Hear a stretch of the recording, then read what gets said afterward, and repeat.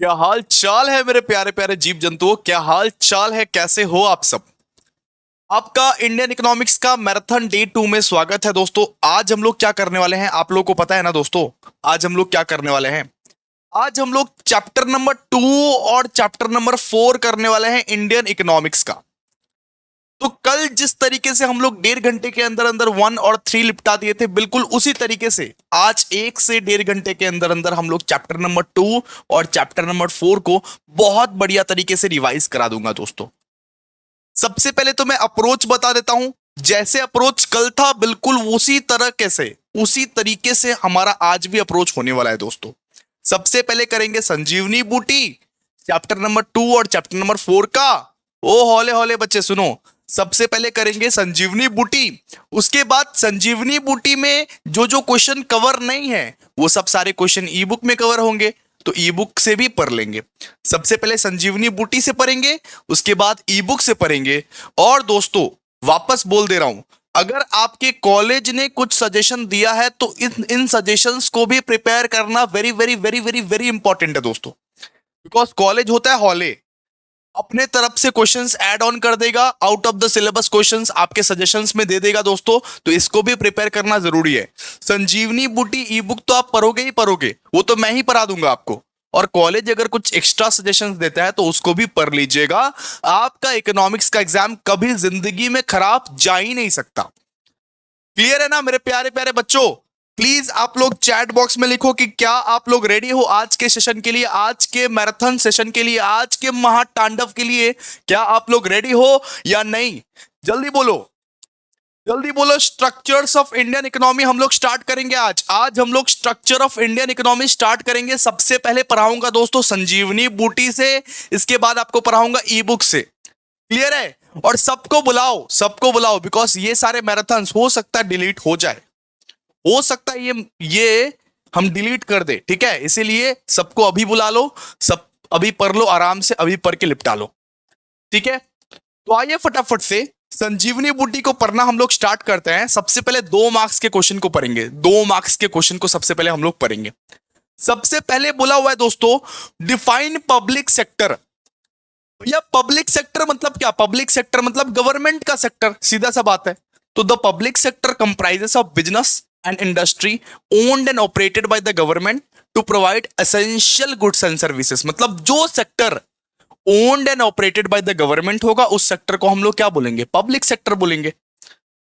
जैसे रेलवे हो गया, ओएनजीसी हो गया, है ना। जैसे ओएनजीसी हो गया, इंडियन रेलवे हो गया, जिसको ओन कौन करता है, जिसका मालिक कौन है भैया, गवर्नमेंट, खुद गवर्नमेंट जिसका मालिक है, वो सेक्टर्स को हम लोग क्या बोलते हैं, पब्लिक सेक्टर। अगर गवर्नमेंट खुद कुछ बिजनेस कर रहा है तो वो बिजनेस को हम क्या बोलेंगे दोस्तों, भैया पब्लिक सेक्टर। तो the public sector comprises businesses and industry owned and operated by the government to provide essential goods and services। Example जैसे रेलवे हो गया, ओएनजीसी हो गया, है ना। ये सब क्या है, ये सब पब्लिक सेक्टर है, ये सब क्या है, पब्लिक सेक्टर। अच्छा, अब बात करते हैं प्राइवेट सेक्टर क्या है। प्राइवेट सेक्टर जैसे रिलायंस हो गया, जैसे टाटा हो गया। The private sector includes businesses owned and managed by the private individual. जिस बिजनेस को प्राइवेट इंडिविजुअल ओन करता है या मैनेज करता है, उसको हम लोग बोलते हैं प्राइवेट सेक्टर। जिस बिजनेस को गवर्नमेंट मैनेज करता है, उसको हम लोग बोलते हैं पब्लिक सेक्टर।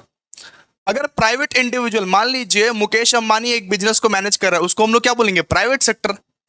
जैसे रिलायंस, जैसे टाटा, ठीक है।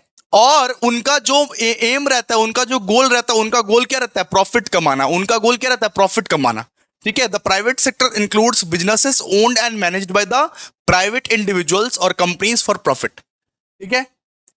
बात करेंगे स्मॉल स्केल सेक्टर किसको बोलते हैं, स्मॉल स्केल सेक्टर। तो यहां पे देखिए, small scale sector consist of industries with limited investment. जिस इंडस्ट्रीज में बहुत कम इन्वेस्टमेंट किया जाए, जिस इंडस्ट्रीज में बहुत कम प्रोडक्शन हो, उन सारे इंडस्ट्रीज को हम लोग बोलेंगे स्मॉल स्केल सेक्टर। मतलब सीधा सा बात है, गरीब सेक्टर। सीधा सा बात है, गरीब सेक्टर। जहां पे आप बहुत कम पूंजी लगाते हो, बहुत कम इन्वेस्टमेंट करते हो और बहुत कम प्रोडक्शन होता है आपका इंडस्ट्रीज में। जैसे बहुत गांव वाँव में देखोगे ना, एक छोटा मोटा इंडस्ट्रीज खुला हुआ रहेगा, उसको हम लोग क्या बोलेंगे, स्मॉल स्केल सेक्टर।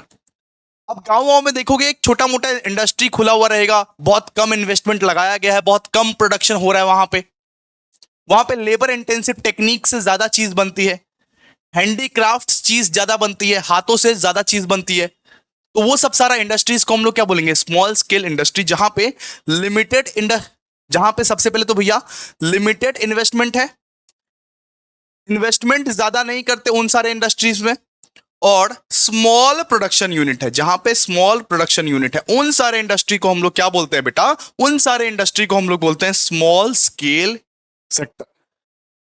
ठीक है, बात करेंगे मुद्रा स्कीम क्या होता है। मुद्रा स्कीम, मुद्रा स्कीम क्या होता है देखिए, तो मुद्रा स्कीम जो है वो 2015 में लॉन्च हुआ था।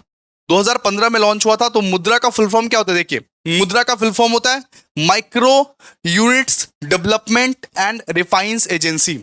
Micro units development and refinance agency, जो कि लोन प्रोवाइड करती है, जो कि क्या प्रोवाइड करती है भैया, लोन प्रोवाइड करती है up to 10 lakh to small businesses promoting entrepreneurship.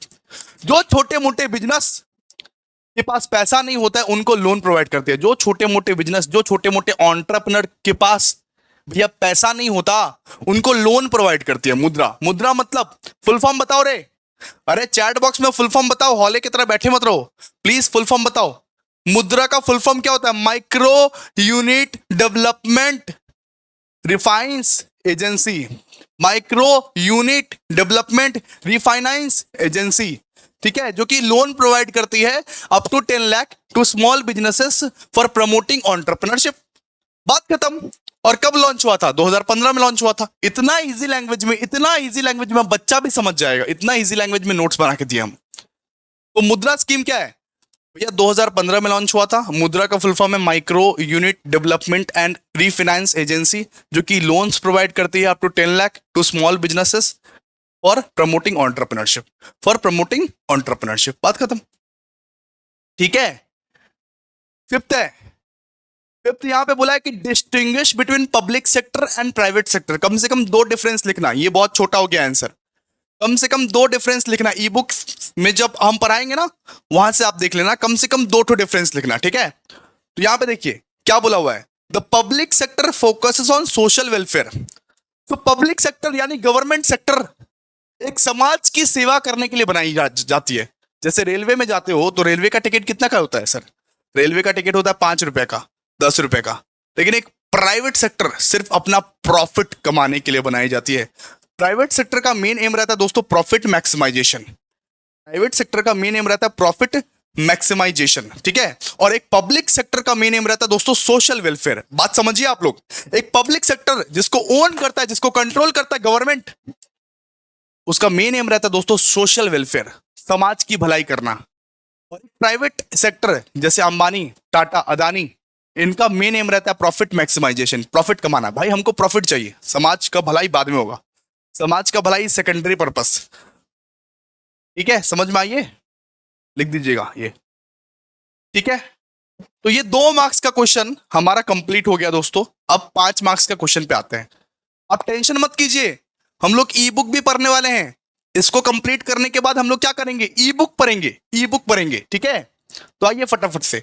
सबसे पहले लिखा हुआ discuss the role of agriculture in Indian economy. कम से कम 7-8 पॉइंट करके चले जाना। ठीक है, 7-8 पॉइंट ई बुक से कम 7-8 पॉइंट करके चले जाना। यहां से 5 पढ़ लेना, 2 और पढ़ लेना। ठीक है, ठीक है। तो यहां पे बोला गया है कि ये बताओ कि एग्रीकल्चर का रोल क्या है अपने इंडियन इकोनॉमी में, अपने इंडिया में एग्रीकल्चर का क्या क्या रोल है। सबसे पहला, एग्रीकल्चर रोजगार देता है आपको, एग्रीकल्चर एम्प्लॉयमेंट प्रोवाइड करता है आपको। Around 45% of the Indian population is engaged in agriculture. कम से कम 45 से 50% अभी भी, आज के दिन भी एग्रीकल्चर सेक्टर से बिलोंग करता है दोस्तों। मेंगी अभी भी ये प्राइमरी सोर्स ऑफ लाइवलीहुड क्या है, अभी भी primary source of livelihood agriculture ही है। अभी भी 50% लोग इंडिया में ऐसे हैं जो एग्रीकल्चरल सेक्टर से पे डिपेंडेंट है।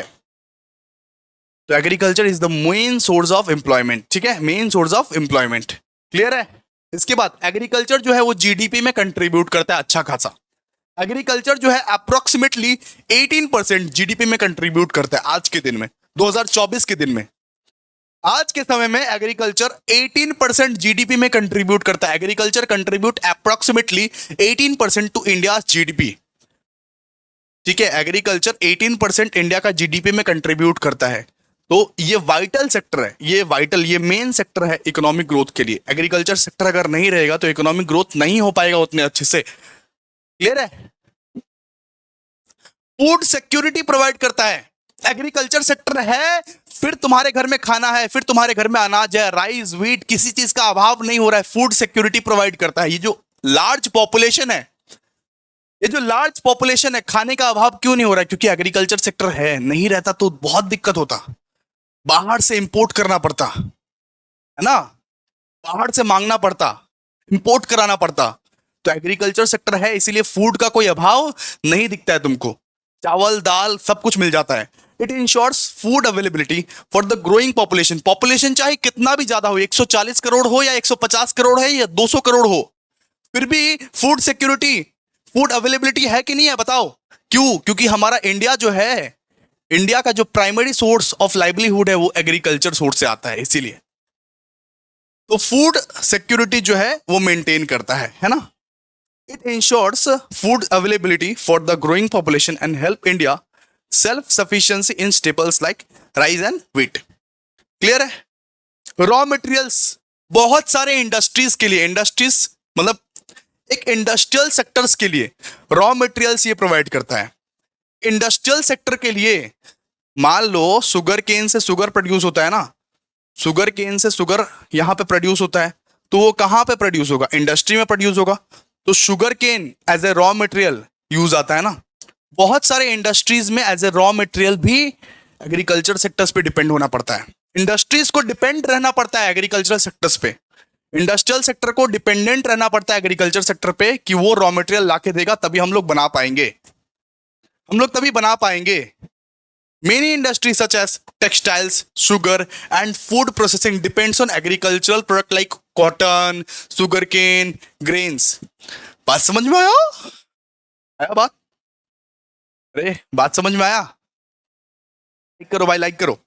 लाइक क्यों नहीं करते हो तुम लोग? इतना मेहनत करता हूं फिर भी लाइक नहीं करते हो तुम लोग। ना व्यूज है ना लाइक है, कुछ भी नहीं है। हे भगवान, मैं क्या कर रहा हूं मैराथन लेके?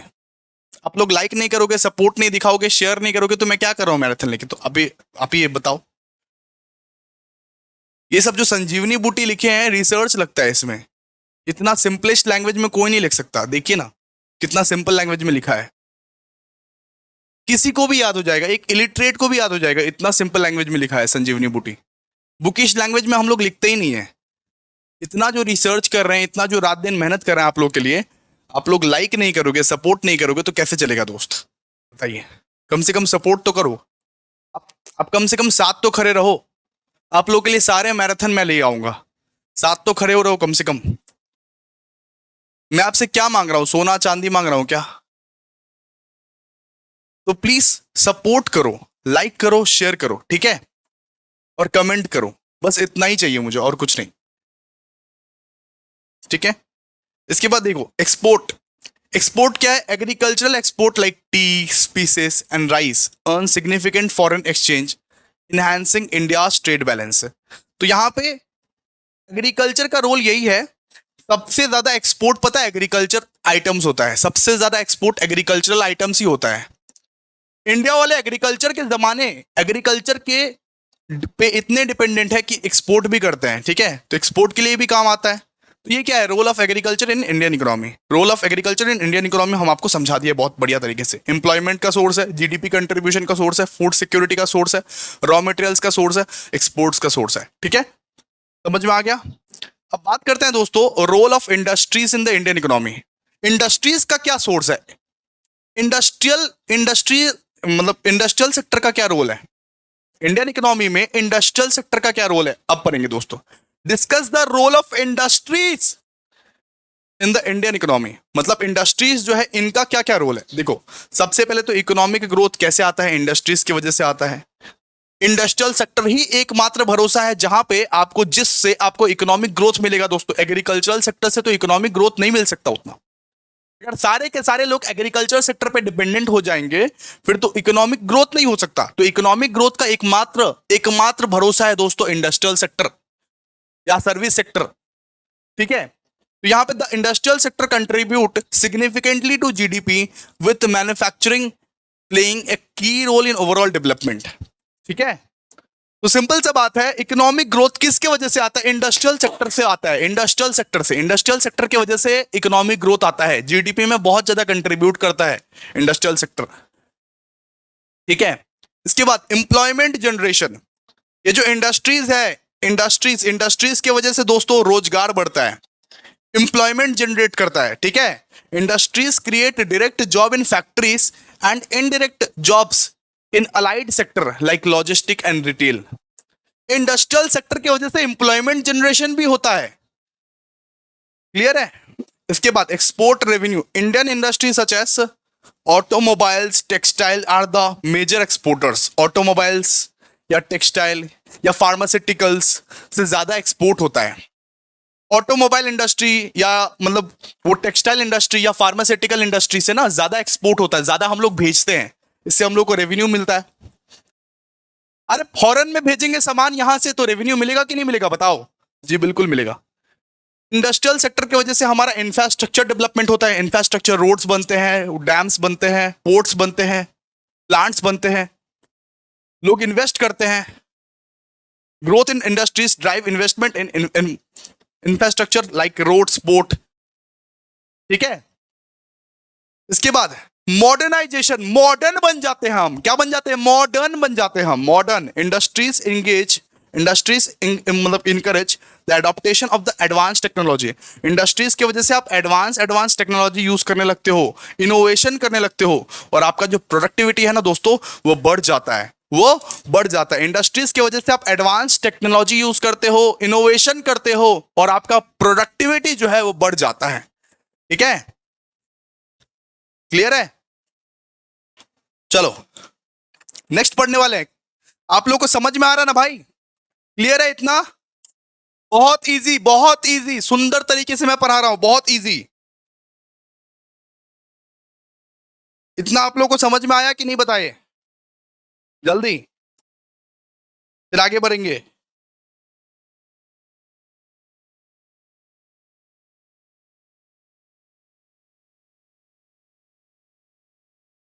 आइए नेक्स्ट। अभी हम लोग पढ़ेंगे इंडियन एग्रीकल्चर में क्या क्या चैलेंजेस है। What are the problems of Indian agriculture? Indian agriculture तुम्हारी प्रॉब्लम क्या है?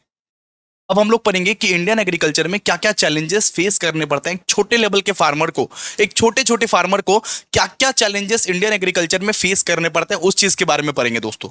सबसे पहला लो प्रोडक्टिविटी। भैया वो ट्रेडिशनल मेथड, घिसा पिटा मेथड को यूज करके फार्मर्स लोग ज्यादा ज्यादा मतलब कि वो प्रोड्यूस नहीं कर पाते हैं। वो घिसा पिटा ट्रेडिशनल मेथड को यूज करके फार्मर्स लोग ज्यादा अच्छे से प्रोड्यूस नहीं कर पाते हैं, चाहे वीट हो चाहे राइस हो, प्रोडक्टिविटी बहुत कम है। Most farmer rely on traditional method leading to lower yield compare to global standard. ठीक है, तो ट्रेडिशनल मेथड को फॉलो करके ज्यादा उपज नहीं है, ज्यादा प्रोडक्टिविटी नहीं है, सीधा सा बात है, ज्यादा प्रोडक्टिविटी ज्यादा उपज नहीं मिल पाती है। तो ये सबसे पहला चैलेंजेस है दोस्तों, लो प्रोडक्टिविटी। इसके बाद dependence on monsoon. Dependence on what? Dependence on monsoon. आप लोग में से लगान फिल्म देखा है कोई? बताओ, अरे चैट बॉक्स में बताओ ना, लगान फिल्म देखा है? घन घन घन घिन घिन गिरना, घन घन घोर घान घन गिरना। लगान वाला फिल्म देखा है? लगान वाला, आमिर खान रहता है वहां पे, क्रिकेट का मैच होता है। वो लोग किस पे डिपेंड थे बताओ ना? वो लोग मॉनसून पे डिपेंड थे कि बारिश नहीं आया है इसीलिए फसल नहीं हुई है, बारिश आएगा इस साल तो फसल होगा। आप देखते हो ना बहुत सारे गांव में, बहुत सारे कस्बे में दोस्तों कि एकदम सूखा पड़ जाता है क्योंकि बारिश ही नहीं हुआ है। बारिश ही नहीं हुआ है तो फसल क्या होगा? फसल क्या उपज होगा? अगर बारिश नहीं होता है तो फसल नहीं उपजता है। तो बहुत सारे जो छोटे लेवल के फार्मर्स होते हैं वो लोग डिपेंडेंट रहते हैं मॉनसून पे, वो लोग डिपेंडेंट रहते हैं मॉनसून पे दोस्तों, वो लोग डिपेंडेंट रहते हैं मॉनसून पे।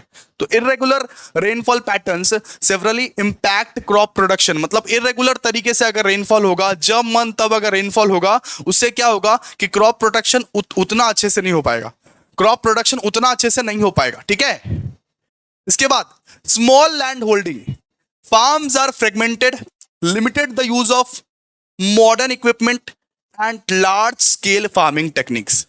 तो अब का जो लैंड है, अब छोटा छोटा लैंड है, छोटा छोटा लैंड है, छोटा छोटा लैंड रहेगा तो उसमें मॉडर्न इक्विपमेंट्स काम नहीं करेगा। अगर छोटे छोटा लैंड रहेगा, अगर छोटा छोटा लैंड रहेगा तो उसमें मॉडर्न इक्विपमेंट्स, मॉडर्न मशीन्स काम नहीं करेगा दोस्तों। आप कितना भी ट्राई करो, मॉडर्न मशीन्स काम नहीं करेगा। तो पॉपुलेशन ज्यादा है इस कंट्री का, इसीलिए छोटा छोटा लैंड है, एकदम लैंड छोटा छोटा है। आप लोग हमेशा बंटवारा करते रहते हो, चाचा से बंटवारा, पापा से बंटवारा, ठीक है। इस वजह से एकदम छोटा छोटा लैंड हो गया है, और छोटा छोटा लैंड में दोस्तों मॉडर्न इक्विपमेंट्स काम नहीं करता है, ये भी एक प्रॉब्लम है। प्रॉब्लम है, ये सब प्रॉब्लम है। इसके बाद लैक ऑफ इरिगेशन फैसिलिटीज है। Despite efforts only small percentage of farmland is irrigated. Irrigation facilities का बहुत ज्यादा अभाव है, इस वजह से क्या होता है, ड्राउट्स आता है। इरिगेशन फैसिलिटीज का बहुत ज्यादा अभाव है। इसके बाद market inefficiencies. Farmers often struggle to get fair prices due to middleman and lack of access of market. कभी कभी फार्मर्स जो है उनको फेयर प्राइसेस नहीं मिल पाता, कभी कभी उनके चीजों को उनको सही दाम नहीं मिल पाता, सही दाम नहीं मिल पाता, उनको सही प्राइस नहीं मिल पाता। इस वजह से उनका एक्सप्लॉयटेशन हो जाता है, एक्सप्लॉयटेशन। लोग फायदा उठाते हैं, मिडिल मैन लोग उसका फायदा उठाते हैं दोस्तों, मिडिल मैन लोग उसका फायदा उठाते हैं।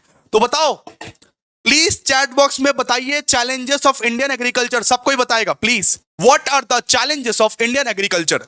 सबसे पहले भैया लो प्रोडक्टिविटी, उसके बाद वो लोग बारिश पे डिपेंडेंट रहते हैं, डिपेंडेंस ऑन मानसून। उसके बाद उनका जो लैंड होल्डिंग रहता है वो बहुत छोटा छोटा रहता है, इस पे मॉडर्न इक्विपमेंट्स काम नहीं करता। तीसरा, फोर्थ, लैक ऑफ इरिगेशन। सब कोई बताएगा और लाइक भी करेगा, लैक ऑफ इरिगेशन फैसिलिटीज।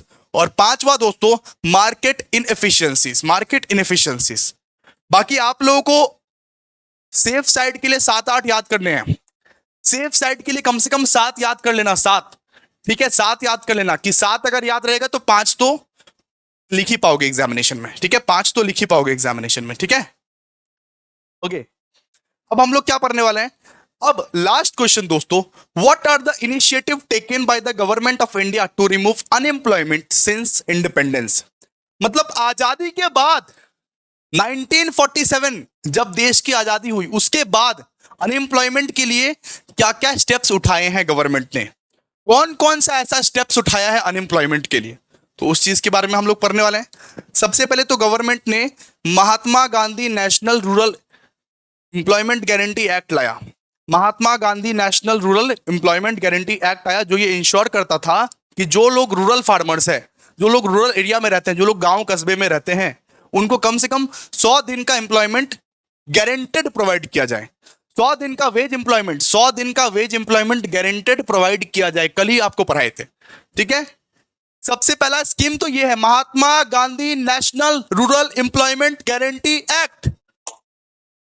दूसरा है दोस्तों Skill India Mission. Skill India Modi ji ने लाया था, किसने लाया था, पीएम मोदी। पीएम मोदी 2015 में लाए थे, जो कि ये फोकस करता है कि स्किल होना चाहिए, आपके पास पहले स्किल होना चाहिए। तो स्किल को एनहांस करने के लिए स्किल आपको सिखाया जाएगा, आपको ट्रेनिंग दिया जाएगा, आपको आईटी के लाइन में, कंस्ट्रक्शन के लाइन में, हेल्थ केयर के लाइन में आपको बहुत बढ़िया तरीके से स्किल सिखाया जाएगा। अगर आपके पास स्किल्स रहेगा तो नौकरी तो रहेगी ही आपके पास, अगर स्किल्स ही नहीं रहेगा तो नौकरी कैसे रहेगी, बताओ ना। स्किल इंडिया मिशन, क्या Skill India Mission, okay, yes, clear ना। Skill India Mission, Skill India Mission कब आया था, 2015 में आया था, और जो फोकस करता है दोस्तों आईटी, कंस्ट्रक्शन और हेल्थ केयर के रिलेटेड ट्रेनिंग देने का, यूथ को ट्रेनिंग देने के लिए ये आया दोस्तों, कि आपके पास स्किल होना चाहिए तभी तो आपको नौकरी मिलेगी ना, स्किल नहीं है तो नौकरी कैसे मिलेगी, है ना। इसके बाद दोस्तों make in India, make in India भी आया 2015 में दोस्तों। Make in India, this initiative promotes manufacturing by encouraging foreign and domestic company to invest in India. मतलब फॉरेन कंपनीज या डोमेस्टिक कंपनी इंडिया में भाई इन्वेस्ट करो, इस चीज पे फोकस किया। Creating jobs in sector like electronics, automobiles and textiles, clear है। इसके बाद स्टार्टअप इंडिया आया है, स्टार्टअप इंडिया, कि भाई जो स्टार्टअप करना चाहता है, जो एंटरप्रेन्योर बनना चाहता है, मैं उसके साथ हूं। मोदी जी बोले कि जो स्टार्टअप करना चाहता है, जो एंटरप्रेन्योर बनना चाहता है, मैं उसके साथ हूं दोस्त। Aimed at fostering entrepreneurship, it provide financial and regulatory support, बहुत सारा सपोर्ट प्रोवाइड किया, जैसे टैक्सेशन का, मतलब वो पूरा का पूरा वो टैक्सेशन का बर्डन हटा दिया, है ना, वो 4 साल तक। तो it provides financial and regulatory support to startups, encouraging innovation and job creations. और दोस्तों एक आया दोस्तों ये मतलब कि प्राइम मिनिस्टर कौशल विकास योजना, prime minister Kaushal Vikas Yojana. It provides short term skill development courses to youth to enhance their employment in various industries, कि यूथ लोगों को short term skill development course सिखाया जाए। Short term skill development course मतलब कि 6 महीने का, 3 महीने का कोर्स सिखाया जाए, जिससे स्किल सिखाया जाए कि जिससे वो दूसरे दूसरे इंडस्ट्रीज में जाके परफॉर्म कर सके। मैं आपको क्या बोलता हूं दोस्तों कि बीकॉम करने से भी बहुत अच्छा नौकरी मिलता है, 50,000 का 1 लाख का नौकरी मिलता है, लेकिन आपके पास क्या होना चाहिए? स्किल। स्किल ही नहीं है तो आपको कोई नौकरी नहीं मिलेगा। सॉरी, कुछ भी कर लो आप, कोई भी डिग्री कर लो, स्किल नहीं है तो आपके पास कोई नौकरी नहीं है। तो स्किल आपके पास रहना चाहिए, इसीलिए स्किल सिखाने के लिए दोस्तों प्राइम मिनिस्टर कौशल विकास योजना आया था। ठीक है। और दोस्तों last, integrated rural development programs, integrated rural development programs, ये रूरल फैमिलीज को सपोर्ट करने के लिए था। The program support rural families below the poverty line by providing them with self employment opportunities. तो सेल्फ एम्प्लॉयमेंट अपॉर्चुनिटी प्रोवाइड करके देंगे। जैसे मान लीजिए कोई बहुत ज्यादा गरीब है, उसको एक तो दुकान खोल के दे दिए, ठीक है, उसको एक तो दुकान खोल के दे दिए, उसको एक तो वैन दे दिए, वहां पे वो सब्जी वब्जी बेचेगा।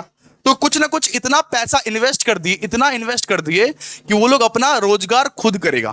ठीक है। तो ये प्रोग्राम के तहत होता था, इंटीग्रेटेड रूरल डेवलपमेंट प्रोग्राम के तहत ये सब होता था। ठीक है। तो हम लोग चैप्टर नंबर 2 का पूरा संजीवनी बूटी कर लिए। क्या आप लोग ई बुक करने के लिए रेडी हो? चैप्टर नंबर 2 का अब ई बुक हम लोग करने वाले हैं। ओके दोस्त, हम लोग पूरा का पूरा संजीवनी बूटी चैप्टर नंबर 2 का कर लिए हैं। क्या आप लोग ई बुक करने के लिए रेडी हो? जल्दी बोलो, जल्दी बोलो, आप लोग क्या ई बुक करने के लिए रेडी हो? ई बुक करने के बाद चैप्टर नंबर 2 भी खत्म, और चैप्टर नंबर 4 तो भैया 15-20 मिनट में खत्म हो जाएगा। क्लियर है? इतना सिंपल तरीके से, इतना सिंपल तरीके से मैं इस बार पढ़ा रहा हूं आपको, पूरा डिटेल्ड में वो भी। तो ई बुक के लिए रेडी ना आप लोग? चलिए ई बुक अब पढ़ते हैं। 1 मिनट का ब्रेक ले लो गाइस, 1 मिनट का, जस्ट 1 मिनट में आ रहा हूं मैं, जस्ट 1 मिनट में आ रहा हूं, जस्ट ये पानी पी के आ रहा हूं मैं। ठीक है, 1 मिनट का आप लोग ब्रेक ले लो।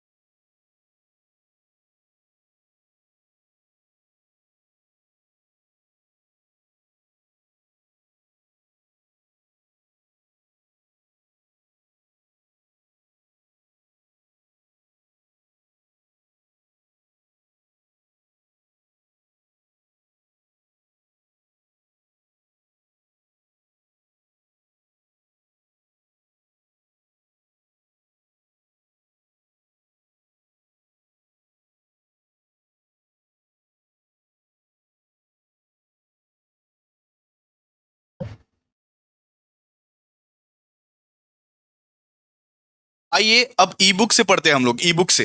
क्लियर है? इकोनॉमिक्स का जो ई बुक है उससे हम लोग यूनिट नंबर 2 को करते हैं एकदम डिटेल्ड में। सबसे पहले लिखा हुआ यहाँ पे agricultural sector in Indian economy. इसके बारे में आप लोगों को अगर एक्सप्लेन करने बोलेगा तो यहाँ पे देखिए क्या लिखा हुआ है, the agricultural sector is a key pillar of the Indian economy. सबसे पहले बहुत अच्छा लाइन लिखना, the agriculture sector is a key pillar of the Indian economy, key pillar of the Indian economy contributing around 17 to 80% to GDP. तो agricultural sector जो है ना वो 18% जीडीपी में कंट्रीब्यूट करता है, 17-18% जीडीपी में हर साल कंट्रीब्यूट करता है, अप्रोक्स। ठीक है, and providing employment to nearly 58 to 60%। ये माना जाता है, बहुत सारे स्टडीज के थ्रू ये माना जाता है कि 50% जन को एम्प्लॉयमेंट प्रोवाइड करता है, बहुत सारे स्टडीज के मामले में माना जाता है कि 58 से 60% ये मतलब कि पॉपुलेशन को एम्प्लॉयमेंट प्रोवाइड करता है। ठीक है, इसके बाद दिया हुआ है it ensures food security. Agriculture sector जो है ये फूड सिक्योरिटी इंश्योर करता है, इंडस्ट्रीज को सपोर्ट करता है और बहुत ज्यादा वाइटल रोल प्ले करता है एक्सपोर्ट्स में, बहुत ज्यादा वाइटल रोल प्ले करता है एक्सपोर्ट्स में, जैसे राइस का एक्सपोर्ट, स्पीसेस एंड कॉटन्स का एक्सपोर्ट। ठीक है, despite challenges like low productivity, monsoon dependency and fragmented land holding, agriculture remains the backbone of rural livelihood. मतलब कितना भी प्रॉब्लम आ जाए, कितना भी अगर प्रॉब्लम आ जाए एग्रीकल्चर सेक्टर का, फिर भी ये आज के दिन में भी बैकबोन माना जाता है। अगर ये ना रहता तो क्या होता, एग्रीकल्चर सेक्टर ना रहता तो क्या होता दोस्तों। ठीक है, तो आज के दिन में भी ये एग्रीकल्चरल सेक्टर जो है ये बैकबोन माना जाता है, बिकॉज 17-18% तो भैया जीडीपी में कंट्रीब्यूट करता है, 50-55% लोगों को एम्प्लॉयमेंट प्रोवाइड करता है, फूड सिक्योरिटी को इंश्योर करता है, इंडस्ट्रीज को सपोर्ट करता है ना। बहुत सारे चैलेंजेस है, लेकिन बहुत सारे प्रॉब्लम्स भी है, लेकिन फिर भी उस प्रॉब्लम्स के होते हुए भी अभी भी बैकबोन माना जाता है इन सब कारणों की वजह से, क्योंकि इनका योगदान भी बहुत ज्यादा है। हमारे इंडिया में एग्रीकल्चरल सेक्टर का बहुत बड़ा योगदान है दोस्तों, बहुत बड़ा योगदान। ठीक है, ये नेक्स्ट है role of agricultural sector in the Indian economy. हम क्या आपको बोले थे कि कम से कम 7-8 पॉइंट इसका पढ़ लीजिएगा, ऑलरेडी ये कवर है, ऑलरेडी संजीवनी बूटी में कवर करा दिया है role of agricultural sector in Indian economy. 2-3 line करके हर एक पॉइंट में लिखना है, कम से कम 7-8 पॉइंट कवर कर लीजिएगा। संजीवनी बूटी में आपको शायद 5-6 पॉइंट पढ़ाए हैं, आप और 1-2 पॉइंट एक्स्ट्रा ही पढ़ लेना। ठीक है, कम मत पढ़ना, एक्स्ट्रा पढ़ना, 7-8 पॉइंट कम से कम यहां से आप पढ़ लेना। ठीक है, और अपने वर्ड्स में बना बना के लिख सकते हो, जी बिल्कुल अपने वर्ड्स में आप बना बना के लिख सकते हो। उसके बाद ये भी हम लोग पढ़ लिए सर, वो चैलेंजेस ऑफ इंडियन एग्रीकल्चर, क्या क्या प्रॉब्लम्स आता है इंडियन एग्रीकल्चर में, ये भी हम लोग पढ़ लिए हैं, ये हम लोग पढ़े हैं ना अभी। सबसे पहले तो भैया लो प्रोडक्टिविटी आता है, उसके बाद dependence on monsoon, fragmentation of land holding, soil degradation and water scarcity, सब कुछ पढ़ लिए। ठीक है, इसके बाद देखिए role of industry in Indian economy, ये भी अभी अभी पढ़े हम लोग, इसका भी कम से कम 7-8 पॉइंट पढ़ लीजिएगा आराम से आप लोग। ठीक है, हम आपको पढ़ाए हैं 5 ही, लेकिन आपको बोल रहे हैं दोस्तों कि 7 पॉइंट पढ़ लीजिएगा तो आप सेफ साइड में रहिएगा, सेफ साइड में कम से कम 7-8 पॉइंट पढ़ लीजिएगा और अपने से बना बना के आप लिख सकते हो। जी बिल्कुल, हेडिंग सेम रहना चाहिए, टाइटल सेम रहना चाहिए, अपने से बना बना के लिख सकते हो। समझ में आया ना आप लोगों को, समझ में आ रहा है ना आप लोगों को, प्लीज बताइए, बोलिए दोस्तों, बोलिए, चुप मत रहिए, प्लीज बोलिए। सब कुछ पढ़ा दिए हैं, ऐसा मत बोलो कि नहीं पढ़ाए भैया। ठीक है, अभी अभी संजीवनी बूटी से कवर किए हैं। चलो आ जाओ, अब हम लोग सबसे मोस्ट इंपॉर्टेंट चीज पढ़ने वाले हैं, what are the role of Indian economy. हमारा जो इंडियन इकोनॉमी है उसका क्या रोल है। सबसे पहला रोल है दोस्तों large and diverse economy. Indian economy की, हमारे इंडिया, हमारा हिंदुस्तान का यही खास बात है दोस्तों कि हमारा जो इकोनॉमी है वो डाइवर्स इकोनॉमी है। वहां पे मैन्युफैक्चरिंग सेक्टर भी है, वहां पे एग्रीकल्चर सेक्टर भी है, वहां पे सर्विस सेक्टर भी है। Agriculture sector, industry sector, service sector, इतना डाइवर्सिफाइड इकोनॉमी किसी देश का नहीं है। India is the one of the largest and most diversified economy in the world. इतना डाइवर्सिफाइड इकोनॉमी किसी वर्ल्ड का भी नहीं है दोस्तों, किसी दुनिया का नहीं है। एग्रीकल्चर सेक्टर में भी हमारा नाम चलता है, इंडस्ट्रियल सेक्टर में भी नाम चलता है, सर्विसेज सेक्टर में भी नाम चलता है। तो हमारा जो इकोनॉमी है वो डाइवर्सिफाई इकोनॉमी है, डाइवर्स इकोनॉमी है। ठीक है, हमारा इकोनॉमी क्या है, लार्ज इकोनॉमी है और डाइवर्स इकोनॉमी है। खाने वाले लोग ज्यादा है तो बनाने वाले लोग भी तो ज्यादा है ना, इकोनॉमी भी तो बड़ा है, ये भी सोचो। इसके बाद एग्रीकल्चरल बैकबोन, हमारा जो इंडिया है उसमें करीब करीब 60%, 50 से 60% जो पॉपुलेशन है वो डिपेंडेंट है एग्रीकल्चर सेक्टर पे। तो एग्रीकल्चर को अभी भी बैकबोन माना जाता है। Agriculture plays a key role in employment and food security, supporting nearly 60% of the population. आप 55 भी लिख सकते हो, 60 भी लिख सकते हो, 50 भी लिख सकते हो, कोई भी कुछ भी राइट हो जाएगा। ठीक है, बिकॉज सब एस्टिमेटेड बेसिस पर चलाते रहते हैं।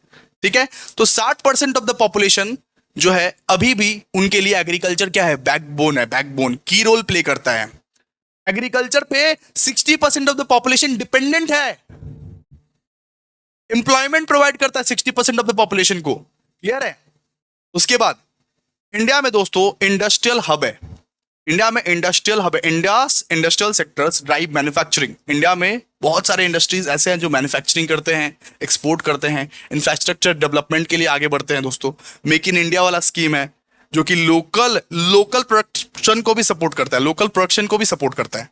ठीक है, तो इंडस्ट्रियल में भी, मतलब इंडस्ट्रीज में भी हम लोग नाम कमाए हैं। इसके बाद भैया कहाँ नाम नहीं कमाए हैं? सबसे पहले तो भैया एग्रीकल्चर सेक्टर में नाम कमाए हैं, इंडस्ट्रियल सेक्टर में नाम कमाए हैं, सर्विस सेक्टर में भी हम लोग नाम कमाए हैं, क्योंकि कम से कम 50% या 50% से ज्यादा जीडीपी में कंट्रीब्यूट सर्विस सेक्टर ही करता है। ठीक है, सर्विस इंक्लूडिंग आईटी, फाइनेंस, ठीक है। सर्विस सेक्टर जो है हमारे इंडिया का, जो सर्विस सेक्टर है वो 50% से ज्यादा जीडीपी में कंट्रीब्यूट करता है, 50% से ज्यादा। ठीक है, तो यहां पे सर्विस सेक्टर डोमिनेंस, ये भी आप पढ़ लीजिएगा। फिर हमारा इंडिया जो है वो की एक्सपोर्टर है, जितना भी टेक्सटाइल है, सॉफ्टवेयर है, फार्मास्यूटिकल्स है, एग्रीकल्चरल प्रोडक्ट्स है, हम लोग एक्सपोर्ट करते हैं, बाहर देश को भेजते हैं। हमारा इंडिया को की एक्सपोर्टर भी बोला जाता है, की एक्सपोर्टर भी बोला जाता है। और आजकल के दिन में भैया फॉरेन इन्वेस्टमेंट भी हम लोग अट्रैक्ट कर पा रहे हैं, फॉरेन इन्वेस्टमेंट भी अट्रैक्ट कर पा रहे हैं, फॉरेनर्स लोग भी यहाँ पे आ रहे हैं और यहाँ पे इन्वेस्ट कर रहे हैं। फॉरेन इन्वेस्टमेंट भी हम लोग बहुत अच्छे से अट्रैक्ट कर पा रहे हैं। क्लियर है? तो ये क्या है, रोल ऑफ इंडियन इकोनॉमी, पढ़ लीजिएगा इसको, रोल ऑफ इंडियन इकोनॉमी को। ठीक है, रोल ऑफ इंडियन इकोनॉमी को पढ़ लीजिएगा अच्छे से। ठीक है, पढ़ लीजिएगा अच्छे से। बात करते हैं दोस्तों परफॉर्मेंस ऑफ इंडियन इकोनॉमी। क्या इंडियन इकोनॉमी परफॉर्म कर रहा है, क्या इंडियन इकोनॉमी परफॉर्म कर रहा है या नहीं कर रहा है? नेक्स्ट इंपॉर्टेंट आपके एग्जामिनेशन के लिए, next important performance of Indian economy. Indian economy का कैसा क्या परफॉर्मेंस है? सबसे पहले तो भैया स्टडी ग्रोथ है, ग्रोथ हो रहा है हर साल 6 से 7% ग्रोथ हो रहा है, हर साल अप्रोक्सीमेटली 6 से 7% हमारा इंडिया में जो है ग्रोथ हो रहा है। India has experienced strong economic growth averaging around 6 to 7% per year over the past decade. हर साल अप्रोक्सीमेटली 6 to 7% करके ग्रोथ हो रहा है। ठीक है, इसके बाद इंडिया का जो है हाई जीडीपी है। India is the 5th largest economy in the world by nominal GDP. हमारा जो जीडीपी है वो 5th लार्जेस्ट है दोस्तों, 5th लार्जेस्ट। इंडिया का जो है हाई जीडीपी है। क्या है हाई जीडीपी? क्योंकि हाईली पॉपुलेशन वाला कंट्री है ना, तो हाई जीडीपी तो रहेगा ही। ठीक है, इंडिया में जो है सर्विस सेक्टर डोमिनेट कर रहा है। इंडिया में सर्विस सेक्टर जो है वो 50% से ज्यादा कम, मतलब कि कंट्रीब्यूट करता है जीडीपी में। इंडिया में सर्विस सेक्टर जो है वो लार्जेस्ट कंट्रीब्यूटर है दोस्तों, लार्जेस्ट कंट्रीब्यूटर, 50% से ज्यादा कंट्रीब्यूट करता है जीडीपी में। Agriculture sector 18%, service sector 50, remaining industrial sector है ना, 50% से ज्यादा मतलब वो ये करता है, वो कंट्रीब्यूट करता है। ठीक है, एग्रीकल्चर फिर भी इंपॉर्टेंट है। मैं फिर भी तुमको चाहूंगा, सुनो, मैं फिर भी तुमको चाहूंगा, इतना कुछ होने के बावजूद एग्रीकल्चर अभी भी हमारा बैकबोन ही है। 18% क्यों ना वो कंट्रीब्यूट करता हो, लेकिन एग्रीकल्चर सेक्टर अभी भी बैकबोन ही है। ठीक है, क्योंकि बहुत सारे लोगों को एम्प्लॉयमेंट प्रोवाइड करता है। रूरल एरियाज में बहुत सारे लोगों को एग्रीकल्चर सेक्टर ही एम्प्लॉयमेंट प्रोवाइड करता है दोस्तों। सर्विस सेक्टर का काम तो भैया एआई खा गया। ठीक है, सर्विस सेक्टर के लोगों का काम तो भैया एआई ही खा गया। तो एग्रीकल्चर अभी भी इंपॉर्टेंट है रूरल एरियाज के लिए। 17 to 18% जीडीपी में कंट्रीब्यूट करता है वो माने, लेकिन agriculture is still important. Clear है? इसके बाद ग्रोइंग इंडस्ट्रियल बेस। इंडिया में एक ऐसा है कि अब इंडस्ट्रीज बढ़ रही है, अब इंडस्ट्रीज का ग्रोथ भी हो रही है। द इंडस्ट्रियल सेक्टर कंट्रीब्यूट कितना करता है पता है? 25 से 30%। इंडस्ट्रियल सेक्टर जो है वो 25 से 30% कंट्रीब्यूट करता है इंडिया के जीडीपी में। इंडस्ट्रियल सेक्टर का कंट्रीब्यूशन 25 से 30% है, with strong growth in manufacturing, pharmaceuticals and construction. Clear है? इंडिया में भैया एक्सपोर्ट भी राइज हो रहा है, जैसे कि आप लोग को ऑलरेडी पढ़ा चुके हैं, टेक्सटाइल, आईटी, सर्विसेज, फार्मास्यूटिकल्स में एक्सपोर्ट भी राइज होता है। अट्रैक्ट करते हैं फॉरेन इन्वेस्टमेंट हम लोग, अब यहाँ पे फॉरेनर्स लोग इन्वेस्ट करते हैं। क्लियर है? इतना आप पढ़ लीजिएगा तो काम हो जाएगा। 7-8 पढ़ लीजिएगा, 7-8 पढ़ लीजिएगा, काम हो जाएगा आपका। प्लीज आप लोग ये बताइए, प्लीज आप लोग चैट बॉक्स में बताइए performance of Indian economy. Please ये परफॉर्मेंस ऑफ इंडियन इकोनॉमी के पॉइंट्स बताइए। चैट बॉक्स में परफॉर्मेंस ऑफ इंडियन इकोनॉमी के पॉइंट्स बताएंगे आप लोग, प्लीज, मैं सुनने के लिए रेडी हूं, बताइए। बताइए, बताइए परफॉर्मेंस ऑफ इंडियन इकोनॉमी का बताइए जल्दी से। इसके बाद हम लोग पढ़ेंगे problems of Indian economy. Please chat box में सब कोई पार्टिसिपेट करो। हौले लोगे हो क्या तुम लोग रे? हौले लोगे हो क्या? इतना मेहनत कर रहा हूं फिर भी तुम। अरे यहीं पे याद करो, यहीं पे याद करो, यहीं पे याद करना है आप लोगों को, ठीक है? प्लीज बताइए परफॉर्मेंस ऑफ इंडियन इकोनॉमी का, ठीक है? बात करते हैं दोस्तों प्रॉब्लम्स। आई होप आप लोग ने बता दिया होगा। पार्टिसिपेट करो। हमारा एडमिन चेक करता रहता है कि कौन कौन पार्टिसिपेट किया, कौन कौन नहीं पार्टिसिपेट किया। प्लीज। तो अब बात करते हैं प्रॉब्लम्स ऑफ इंडियन इकोनॉमी। क्या प्रॉब्लम्स ऑफ इंडियन इकोनॉमी के बारे में बात करेंगे? Problems of Indian economy. Indian economy तुम्हारी प्रॉब्लम क्या है? सीधा सा बात है, सबसे पहला प्रॉब्लम अनएम्प्लॉयमेंट। सबसे पहला प्रॉब्लम इंडियन इकोनॉमी का बेरोजगारी, बेरोजगारी, बेरोजगारी। दूसरा भैया पॉवर्टी। अरे खाने को खाना नहीं है, हाउस नहीं है, हेल्थ केयर नहीं है, कुछ भी नहीं है, बेसिक फैसिलिटी नहीं है किसी किसी के पास अभी भी। आज के दिन में भी इंडिया में बेसिक फैसिलिटी किसी किसी के पास नहीं है। तो सबसे पहला प्रॉब्लम तो भैया बेरोजगारी। उसके बाद गरीबी, मैं गरीब हूं, मेरे माँ बाप ने मुझे गरीब जन्म दिया। सेकंड गरीबी। फिर तीसरा income inequality, richer get richer and poor get poorer. Richer और रिचर बनते जा रहे हैं, अंबानी और अंबानी बनते जा रहा है, गरीब और गरीब बनते जा रहा है। इनकम इनइक्वालिटी तीसरा। Fourth agricultural challenges. एग्रीकल्चर में भी तो भैया बहुत चैलेंजेस आ रहे हैं। फार्मर्स को लो इनकम मिल रहे हैं, वेदर का कुछ वेदर का कुछ ये नहीं है, और ये लोग मॉडर्न मॉडर्न टेक्नोलॉजी अफोर्ड नहीं कर सकते। ये लोग मॉडर्न टेक्नोलॉजी अफोर्ड नहीं कर सकते, खर्चा लगेगा। तो एग्रीकल्चरल का भी तो चैलेंजेस है। इसके बाद इन्फ्लेशन। हर दम प्राइजेस जो बढ़ जाता है, हर दम प्राइजेस जो बढ़ जाता है, हर चीज का जो प्राइस, हर चीज का जो दाम बढ़ रहा है, ये भी तो एक प्रॉब्लम है इंडियन इकोनॉमी का। फूड और फ्यूल का प्राइस बढ़ गया, ठीक है?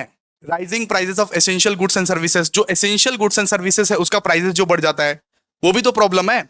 इसके बाद slow industrial growth. Industrial growth भी बहुत ज्यादा स्लो चल रहा है। Industries often face problems like lack of infrastructure, skill shortage and complicated regulations.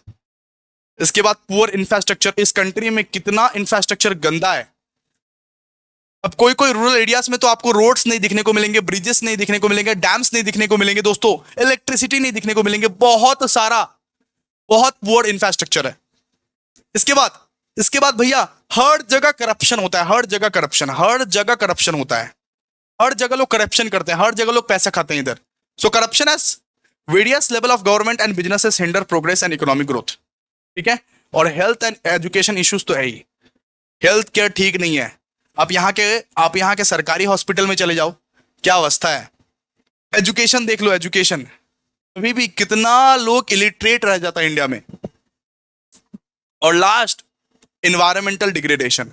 Environment को आप गंदा करते रहो, तो जानबूझ के आप पॉल्यूशन करते रहते हो, डिफोरेस्टेशन करते रहते हो, तो ये सब भी तो इशू है। ये सब क्या है? ये सब प्रॉब्लम्स है, प्रॉब्लम्स ऑफ इंडियन इकोनॉमी। ये क्या है? Problems of Indian economy. इसका भी 7-8 याद कर लेना, बहुत ईजी है। Unemployment, poverty, income inequality, agricultural challenges, inflation, slow industrial growth, poor infrastructure, corruption, health and education issues और इन्वायरमेंटल डिग्रेडेशन। प्लीज एक बार चैट बॉक्स में बताओ, प्लीज बताओ। अरे एक बार ये प्रॉब्लम्स के बारे में बताओ, क्या क्या प्रॉब्लम्स है इंडियन इकोनॉमी का, प्लीज जल्दी।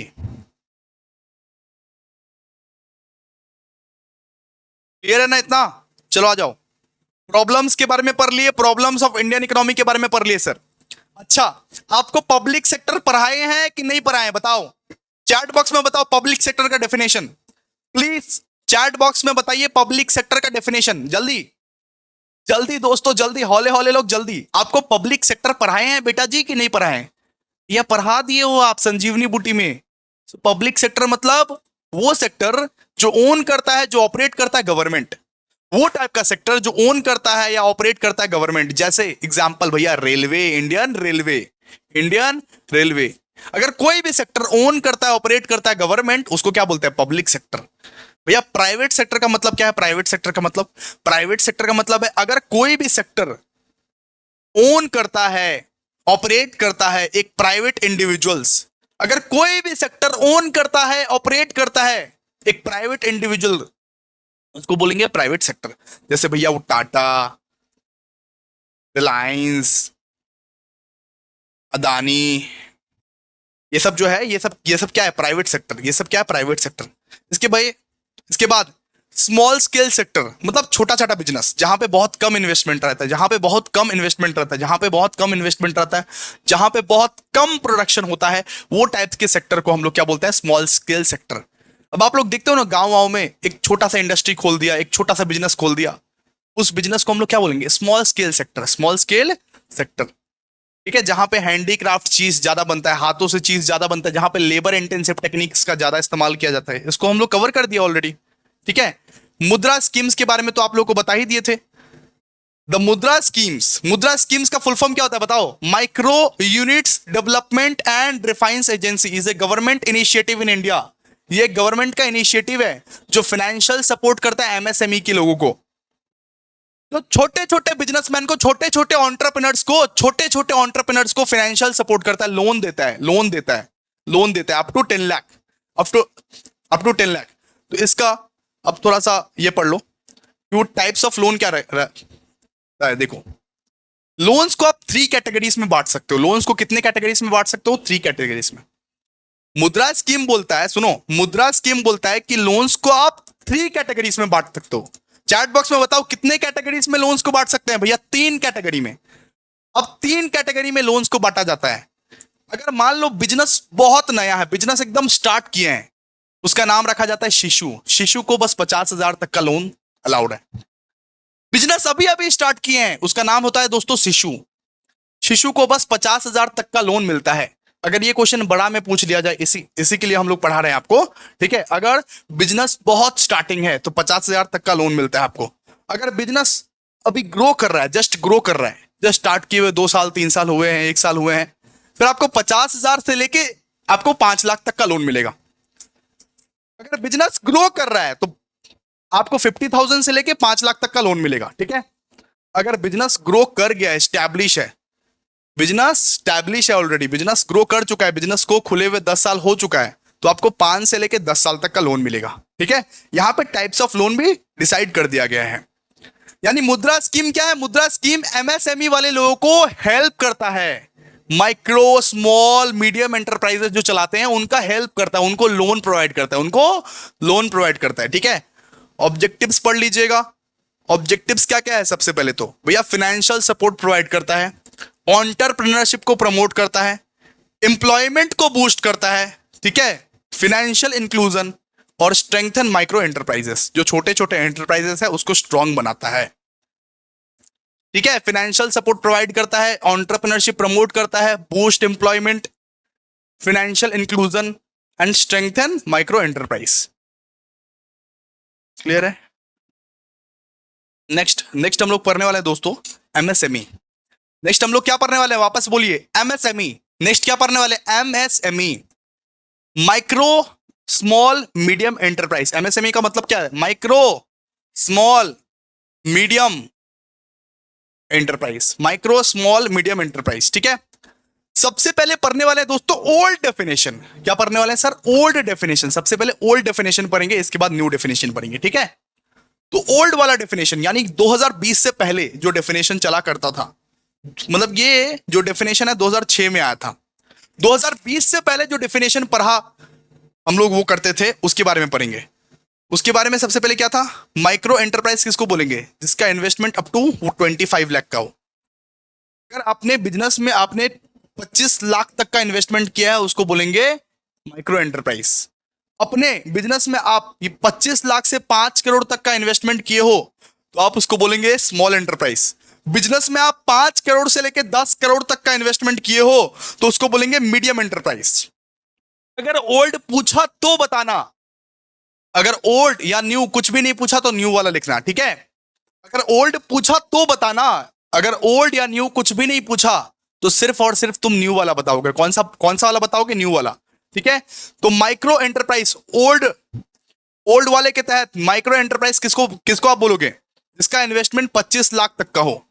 स्मॉल एंटरप्राइज किसको बोलोगे? जिसका इन्वेस्टमेंट 25 लाख से 5 करोड़ तक का हो, जिसका इन्वेस्टमेंट 25 लाख से 5 करोड़ तक का हो। मीडियम एंटरप्राइज किसको बोलोगे? जिसका इन्वेस्टमेंट 5 करोड़ से लेकर 10 करोड़ तक का हो। क्लियर है? इतना आप लोगों को क्लियर है? बताइए, इतना आप लोगों को क्लियर है? एमएसएमई आप लोगों को क्लियर है? प्लीज एक बार ओल्ड वाला एक बार बताइए, ओल्ड वाला एक बार बताइए डेफिनेशन, प्लीज। प्लीज एक बार ओल्ड वाला बताइए डेफिनेशन, जल्दी जल्दी भाई जल्दी, मैं वेट कर रहा हूं आपका। क्या कर रहे हो मेरे प्यारे प्यारे झिंगुर, क्या कर रहे हो रसगुल्लो? जल्दी बोलो, जल्दी बोलो। याद भी करवा रहा हूं, ओल्ड वाला बताइए, ओल्ड वाला चैट बॉक्स में बताइए आप लोग प्लीज। माइक्रो एंटरप्राइज किसको बोलेंगे? जिसका इन्वेस्टमेंट अप टू 25 लाख हो। स्मॉल एंटरप्राइज किसको बोलेंगे? 25 लाख से 5 करोड़ जिसका इन्वेस्टमेंट हो। मीडियम एंटरप्राइज किसको बोलेंगे? Investment in plant and machinery up to 5 crore से लेकर 10 करोड़ तक, 5 करोड़ से लेकर 10 करोड़ तक, ठीक है? तो 5 करोड़ से लेकर 10 करोड़ तक। अच्छा, अगर मान लीजिए भैया एमएसएमई का डेफिनेशन ऐसे ही पूछ लिया, व्हाट इज एमएसएमई, तो कौन सा डेफिनेशन लिखेंगे? तो कौन सा डेफिनेशन लिखेंगे? तो भैया ये वाला डेफिनेशन आपको लिखना है, 2020 वाला डेफिनेशन आपको लिखना है, ठीक है? तो आपको 2020 वाला डेफिनेशन लिखना है। क्लियर है? अगर पूछ लिया जाए कि ओल्ड डेफिनेशन एक्सप्लेन करने, तो ही सिर्फ ओल्ड डेफिनेशन एक्सप्लेन कीजिएगा, वरना आप न्यू वाला डेफिनेशन जो 2020 में आया वो एक्सप्लेन कीजिएगा, ठीक है? यहां पे बोला गया है in 2020 the government revised the definition to include not just investment but also annual turnover. तो 2020 में गवर्नमेंट ने बोला सिर्फ इन्वेस्टमेंट देखने से नहीं होगा, सिर्फ इन्वेस्टमेंट देखने से नहीं होगा, सिर्फ इन्वेस्टमेंट देखने से नहीं होगा, हम एनुअल टर्नओवर भी देखेंगे, हम एनुअल टर्नओवर भी देखेंगे। तो यहां पे न्यू टर्म्स लाया गया, अमेंड किया गया इसको। माइक्रो एंटरप्राइज आप किसको बोलेंगे? जिसका इन्वेस्टमेंट 1 करोड़ तक का हो और जिसका वो टर्नओवर 5 करोड़ तक का हो। जिसका इन्वेस्टमेंट 1 करोड़ तक का हो और जिसका टर्नओवर 5 करोड़ तक का हो, मतलब साल का कमाई, ठीक है? जिसका इन्वेस्टमेंट 1 करोड़ तक का है, जिसका टर्नओवर 5 करोड़ तक का है, उसको हम लोग क्या बोलेंगे? माइक्रो एंटरप्राइज, ठीक है? जिसका इन्वेस्टमेंट 10 करोड़ तक का है और भैया टर्नओवर 50 करोड़ तक का है, जिसका इन्वेस्टमेंट 10 करोड़ तक का है और वो टर्नओवर 50 करोड़ तक का है, उसको हम लोग क्या बोलेंगे? Small enterprise, small enterprise. और मीडियम किसको बोलेंगे? जिसका इन्वेस्टमेंट 50 करोड़ तक का है और वो टर्नओवर 250 करोड़ तक का है। वापस से बोलिए, माइक्रो किसको बोलेंगे? यहां पे लिख देते हैं, देखिए, माइक्रो किसको बोलेंगे? जिसका इन्वेस्टमेंट 1 करोड़ तक का हो और वो टर्नओवर जो है 5 करोड़ तक का हो, उसको बोलेंगे माइक्रो। स्मॉल किसको बोलेंगे? प्लीज आप लोग भी लिखिए, लिखने से याद होता है, लिखने से याद होता है। स्मॉल, स्मॉल किसको बोलेंगे? जिसका इन्वेस्टमेंट 10 करोड़ तक का हो और वो टर्नओवर 50 करोड़ तक का हो।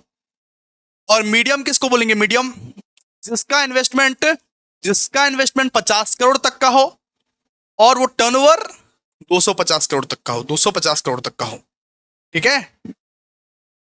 ये डेफिनेशन बहुत बढ़िया से याद कर लीजिएगा, ठीक है? अगर कुछ नहीं बोला है, ओल्ड डेफिनेशन के बारे में नहीं बोला है, तो यही वाला डेफिनेशन चेप के आइएगा, यही वाला डेफिनेशन चेप के आइएगा। उसके बाद क्या है? Role of MSME. एमएसएमई का क्या क्या रोल है? सबसे पहले जॉब को क्रिएट करता है, जॉब को रूरल एरियाज में, सेमी अर्बन एरियाज में क्रिएट करता है, ठीक है? एम्प्लॉयमेंट देता है, इकोनॉमिक ग्रोथ करता है, इकोनॉमिक ग्रोथ करता है, इकोनॉमिक डेवलपमेंट होता है एमएसएमई से।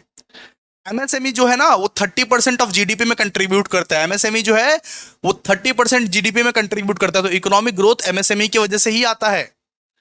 इसके बाद एंटरप्रेन्योरशिप प्रमोशन, एमएसएमई की वजह से दोस्तों एंटरप्रेन्योरशिप प्रमोट हो पाता है। लोग इनोवेशन करते हैं, लोग एंटरप्रेन्योरशिप करते हैं, लोग सेल्फ एम्प्लॉयमेंट का रास्ता खोजते हैं, लोग नौकर नहीं बनने जाते हैं, लोग मालिक बनते हैं, है ना?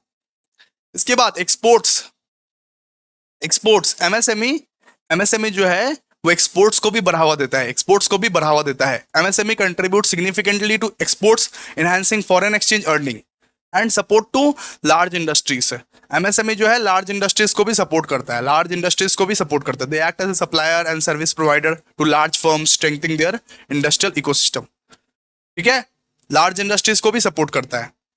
आइए अब हम लोग पढ़ेंगे दोस्तों, very very very very very important, बहुत ज्यादा, very very very very very important, जो कि है पब्लिक एंड प्राइवेट सेक्टर। आपसे पूछ सकता है पब्लिक एंड प्राइवेट सेक्टर का डिफरेंस, आपसे पूछ सकता है दोस्तों पब्लिक एंड प्राइवेट सेक्टर का डिफरेंस। आइए सबसे पहले देखिए, प्राइवेट सेक्टर लिखा हुआ है, यहां पे लिखा हुआ है पब्लिक सेक्टर, ठीक है? Ownership of assets and delivery and services in the hands of private individual. यहाँ पे ओनरशिप किसका हाथ में रहता है?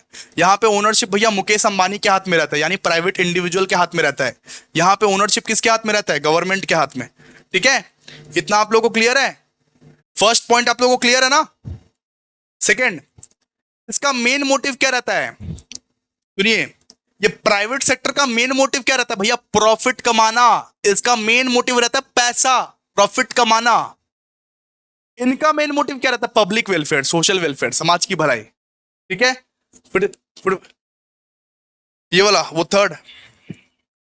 इसमें हम क्या फैसला लेते हैं? इसमें हम फैसला लेते हैं production and distribution are taken by the managers. इसमें वो जो मैनेजर लोग रहते हैं, वो जो ओनर लोग रहते हैं, वो लोग फैसला लेते हैं। प्राइवेट सेक्टर में ओनर्स लोग जो रहते हैं, मैनेजर लोग जो रहते हैं, वो लोग लेते हैं फैसला। ठीक है, और यहाँ पे डिसीजन कौन लेता है? गवर्नमेंट लेता है। यहाँ पे डिसीजन खुद गवर्नमेंट लेता है। फैसला यहाँ पे कौन लेता है? फैसला कुछ भी फैसला लेना हो या कुछ भी डिसाइड करना हो तो वो कौन डिसाइड करता है? गवर्नमेंट डिसाइड करता है। यहाँ पे कौन डिसाइड करता है? मैनेजर डिसाइड करता है या तो ओनर डिसाइड करता है। ठीक है, इसके बाद due to motive of earning profit it is does not invest fund to construct infrastructure for public utility. आप देखोगे कि गवर्नमेंट हॉस्पिटल्स या स्कूल्स में क्या क्या हालत है, कितना फालतू दिखने में लगता है। ठीक है, लेकिन यहाँ पे इनका मोटिव रहता है, इनका मोटिव नहीं रहता है पब्लिक वेलफेयर, तो ये लोग फैसिलिटी बहुत अच्छा देते हैं। अरे प्राइवेट वाले बहुत अच्छा फैसिलिटी देते हैं बिकॉज उनका मोटिव है पैसा कमाना, और सरकार फैसिलिटी नहीं देता, उतना फैसिलिटी आप लोग को नहीं देगा बिकॉज वो तो आपसे पैसा भी नहीं ले रहा है ना, सीधा सा बात है। ठीक है, समझे आप लोग? एग्जाम्पल क्या क्या है देखिए, एग्जाम्पल है जैसे वो Tata and steel company, Reliance industries limited, ये है आपका प्राइवेट सेक्टर का एग्जाम्पल है। यह है प्राइवेट सेक्टर का एग्जाम्पल। प्लीज आप लोग एक एक करके पब्लिक एंड प्राइवेट सेक्टर का डिफरेंस बताओ। सब कोई एक एक करके पब्लिक एंड प्राइवेट सेक्टर का डिफरेंस बताओगे? जल्दी, पब्लिक एंड प्राइवेट सेक्टर का एक एक करके डिफरेंस बताओ आप लोग, जल्दी से जल्दी से जल्दी से जल्दी से, मैं वेट कर रहा हूं। और इसका यहाँ पे railway, post office, police station, किसका है एग्जाम्पल? सर पब्लिक सेक्टर का। प्लीज एक एक करके डिफरेंस आप लोग बताओगे, एक एक करके आप लोग डिफरेंस बताओगे पब्लिक एंड प्राइवेट सेक्टर का, जल्दी से बताओ, जल्दी से बताओ, फिर आगे बढ़ते हैं, बहुत काम है। ठीक है, आ जाओ आ जाओ। अब हम लोग पढ़ेंगे role of service sector. Role of service sector की, सर्विस सेक्टर का क्या रोल है? एग्रीकल्चर का रोल पढ़ लिए, इंडस्ट्रीज का रोल पढ़ लिए, अब हम लोग क्या पढ़ेंगे? सर्विस सेक्टर का क्या रोल है? Role of services in Indian economy. सबसे पहला, सर्विस जो है ये जीडीपी में कंट्रीब्यूट करता है। सर्विस सेक्टर जो है ये जीडीपी में क्या करता है? कंट्रीब्यूट करता है। सर्विस सेक्टर 50% से ज्यादा कंट्रीब्यूट करता है जीडीपी में। ठीक है, इसके बाद सर्विस सेक्टर की वजह से एम्प्लॉयमेंट जनरेट होता है, रोजगार बढ़ता है, रोजगार आईटी इंडस्ट्री में, हॉस्पिटैलिटी में, फाइनेंस में, हेल्थ केयर में, एजुकेशन में रोजगार बढ़ता है। ठीक है, सर्विस सेक्टर की वजह से एम्प्लॉयमेंट जनरेशन होता है। इसके बाद ग्लोबल कंपिटिटिवनेस, ग्लोबली आप कंपीट कर सकते हो, ग्लोबली आप सबसे कंपीट कर सकते हो, सबसे कंपीट कर सकते हो आईटी के या सॉफ्टवेयर के फील्ड में। सर्विस सेक्टर ना ग्लोबली कंपीट कर रहा है, जैसे कि टीसीएस, अब टीसीएस का एग्जांपल ले लो, ग्लोबली ग्लोबली ग्लोबली कंपीट कर रहा है। ठीक है, ग्लोबली इन्फोसिस से कंपीट कर रहा है, ग्लोबली आप कंपीट कर सकते हो। ठीक है, इसके बाद फॉरेन डायरेक्ट इन्वेस्टमेंट, सबसे ज्यादा जो फॉरेन डायरेक्ट इन्वेस्टमेंट होता है ना दोस्तों, सबसे ज्यादा फॉरेनर्स जो इन्वेस्ट करते हैं ना वो सर्विस सेक्टर में करते हैं, आईटी सेक्टर में, वो फाइनेंशियल सर्विसेज में, या वो, ठीक है, आईटी सेक्टर में या फाइनेंशियल सर्विसेज में सबसे ज्यादा इन्वेस्टमेंट जो होता है, सबसे ज्यादा फॉरेनर्स लोग जो इन्वेस्ट करते हैं वो सर्विस सेक्टर में इन्वेस्ट करते हैं। ठीक है, इसके बाद एक्सपोर्ट भी करते हैं, सर्विसेज को एक्सपोर्ट भी करते हैं। यहाँ के सर्विसेज अगर आप फॉरेन एक्सपोर्ट कर सको, जैसे फेसबुक का सर्विसेज हम लोग लेते हैं ना, तो हम लोग भी यहाँ के सर्विसेज फॉरेन एक्सपोर्ट करेंगे, क्या दिक्कत है? यहां भी हम लोग लेंगे, यहाँ के सर्विसेज हम लोग फॉरेन एक्सपोर्ट करेंगे, ऐसा भी हो सकता है। ठीक है, इसके बाद इंफ्रास्ट्रक्चर डेवलपमेंट भी आता है, सर्विस सेक्टर का रोल ये भी है। Growth in the service sector, वो डिमांड इन द, मतलब अगर मान लीजिए वो सर्विस सेक्टर का ग्रोथ हुआ तो इससे क्या होगा? इससे वो ट्रांसपोर्टेशन, वो टेलीकम्युनिकेशन और अर्बन डेवलपमेंट भी होगा, डेवलपमेंट भी होता है ना, इंफ्रास्ट्रक्चर डेवलपमेंट भी होता है ना। सर्विस सेक्टर के ग्रोथ की वजह से क्या होता है कि इंफ्रास्ट्रक्चर डेवलपमेंट भी होता है। सपोर्ट फॉर अदर सेक्टर्स, दूसरे सेक्टर, जैसे कि मान लीजिए सर्विस सेक्टर की मदद से एग्रीकल्चर सेक्टर का भी सपोर्ट मिल पाता है और इंडस्ट्रियल सेक्टर को भी सपोर्ट मिल पाता है, और वेरियस थिंग्स, जैसे कि logistics, financial services, marketing. Agriculture कर लिए, लेकिन हिसाब हिसाब कैसे लगाओगे? हिसाब तो भैया सर्विस सेक्टर से ही लगेगा ना। अकाउंटिंग, फाइनेंस, ऑडिटिंग करना चाहते हो, कैसे लगाओगे? सर्विस सेक्टर से ही होगा वो। ठीक है, तो सपोर्टिंग रोल प्ले करता है। इनोवेशन एंड टेक्नोलॉजी लाता है सर्विस सेक्टर। सर्विस सेक्टर क्या लाता है? Innovation and technology. और नाइन्थ, रूरल डेवलपमेंट करता है। रूरल डेवलपमेंट करता है, हर जगह हर जगह, हर गांव हर कस्बे में डेवलपमेंट होता है। तो 7 से 8 पॉइंट यहां पर भी पढ़ लीजिएगा आराम से। 7 से 8 पॉइंट्स यहां पर भी पढ़ लीजिएगा, बहुत इजी है, कुछ भी टफ नहीं है। समझ में आया? आप लोग बोलो, लाइक करो, एक बार लाइक करो। समझ में आया सर्विस सेक्टर का रोल क्या? दोस्तों बताओ, जल्दी बोलो, जल्दी बोलो भाई, जल्दी बोलो। आपको समझ में आया क्या सर्विस सेक्टर का role?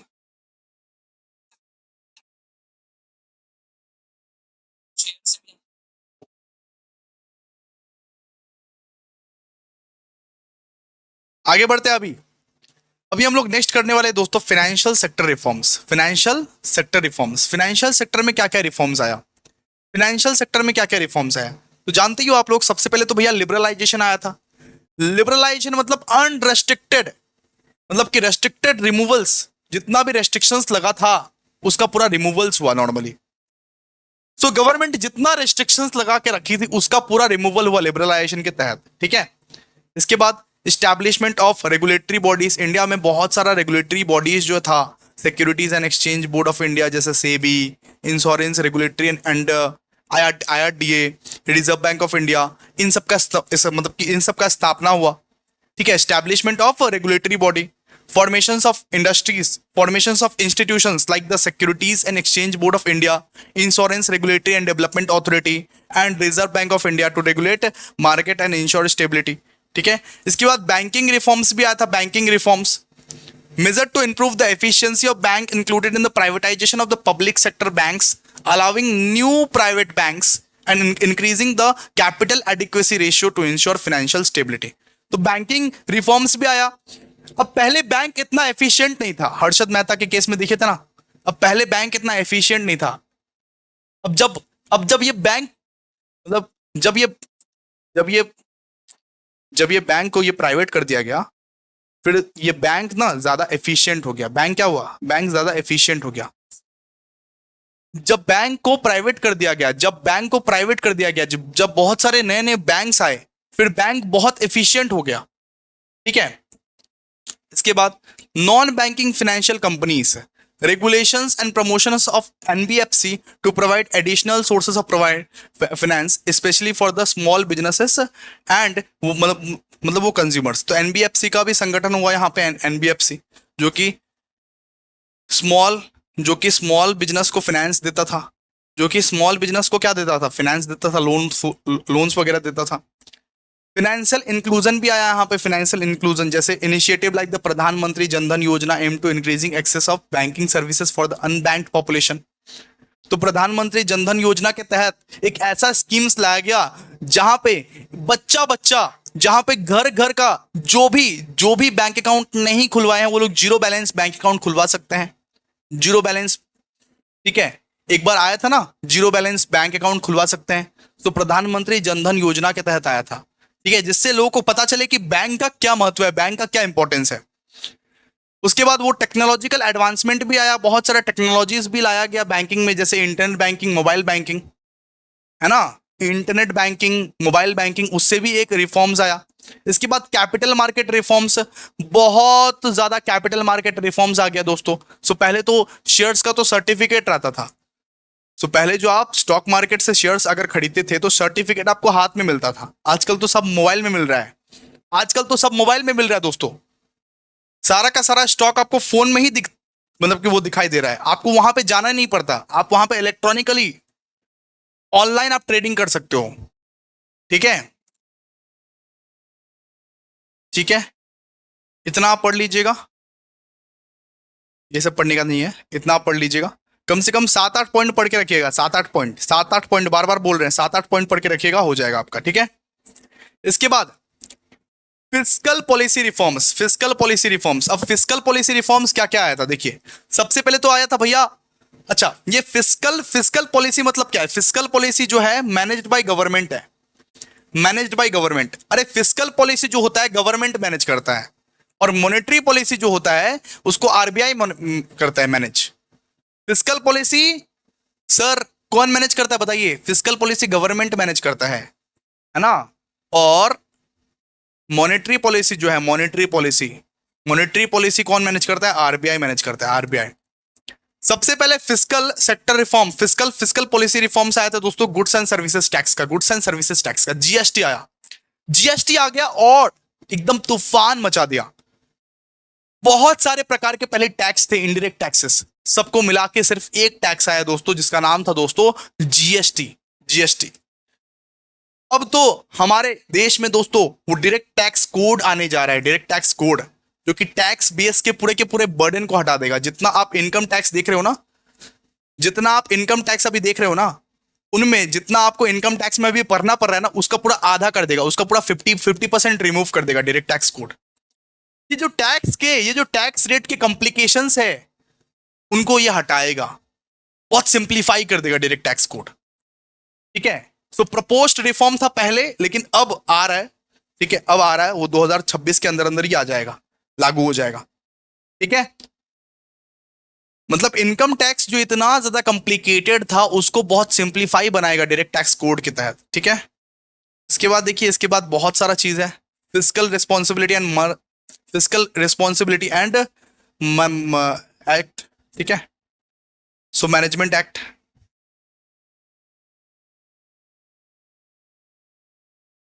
Physical responsibility and budget management act, जो कि इनैक्ट किया गया था 2003 में। The FRBM act aims to ensure fiscal discipline by setting targets for reducing financial deficit and improving government accountability. जिससे फाइनेंशियल डेफिसिट रिड्यूस हो गया और जो गवर्नमेंट का अकाउंटेबिलिटी है वो इंक्रीज हो जाता है। ठीक है। इसके बाद यहां पे लिखा हुआ है public expenditure management, public expenditure management, जो कि ये फोकस करता है, reforms focus on improving the efficiency of public spending and prioritising essential services and prioritising essential sectors implementing performance budgeting. ठीक है। इसके बाद ये सब्सिडी रिफॉर्म्स भी आया, सब्सिडी रिफॉर्म्स भी आया, जहां पे गवर्नमेंट, जहां पे ये कोशिश में थी गवर्नमेंट कि अब सब्सिडी मिलना चाहिए, हर एक इंसान को सब्सिडी मिलना चाहिए। ठीक है। जो लोग बहुत ज्यादा पुअर है उनको कुछ ना कुछ बेनिफिट मिलना चाहिए, कुछ ना कुछ बेनिफिशियल मिलना चाहिए। ठीक है। ओके। और भी बहुत सारा इनिशिएटिव लाया गया। सबसे पहले तो हमारे जो मोदी जी थे वो डिजिटल पेमेंट को प्रमोट करते थे, डिजिटल पेमेंट को, कि फोन पे कीजिए, जीपे कीजिए, और पेमेंट जो है डिजिटली कीजिए, कैश में पेमेंट नहीं कीजिए। ये भी एक रिफॉर्म्स लाया गया। ठीक है। एग्रीकल्चर और रूरल सेक्टर को भी सपोर्ट मिला और इंफ्रास्ट्रक्चर डेवलपमेंट भी हुआ। ठीक है। तो ये सब आप पढ़ लीजिएगा, 7-8 पॉइंट पढ़ेंगे ना तो हो जाएगा। इससे 7-8 पॉइंट, ज्यादा नहीं, 7-8 पॉइंट आप लोगों को पढ़ना है दोस्तों, 7 पॉइंट पढ़ लीजिएगा, हो जाएगा। ठीक है। ये सब में से 5-5 मार्क्स का आएगा, 5-5 मार्क्स का। क्लियर है? तो दोस्तों ये जो चैप्टर है, चैप्टर नंबर 2 हमारा बहुत बढ़िया तरीके से खत्म हो गया। जस्ट आपको 2-3 बार पढ़ना है, 1-2 बार पढ़ना है। ठीक है। हमारा जो चैप्टर नंबर 2 है वो खत्म हो गया। क्या चैप्टर नंबर 4 के लिए आप रेडी हो? जो कि 15 से 20 मिनट में हमारा खत्म हो जाएगा। चैप्टर नंबर 4 के लिए आप लोग रेडी हो दोस्तों, जो कि 15 से 20 मिनट में खत्म हो जाएगा। लेकिन उससे पहले 2 मिनट का ब्रेक ले लेते हैं, है ना। 2 मिनट का क्या ले लेते हैं, ब्रेक ले लेते हैं। उसके बाद हम लोग करेंगे चैप्टर नंबर 4। चैप्टर नंबर 4 करेंगे और हमारा पूरा का पूरा जो इकोनॉमिक्स है बहुत बढ़िया तरीके से, खूबसूरत तरीके से खत्म हो जाएगा दोस्तों, पूरा का पूरा इकोनॉमिक्स। ठीक है। तो चैप्टर नंबर 4 जो स्टार्ट करेंगे 2 मिनट का ब्रेक के बाद। ठीक है। आइए, चलिए मिलते हैं 2 मिनट के ब्रेक के बाद।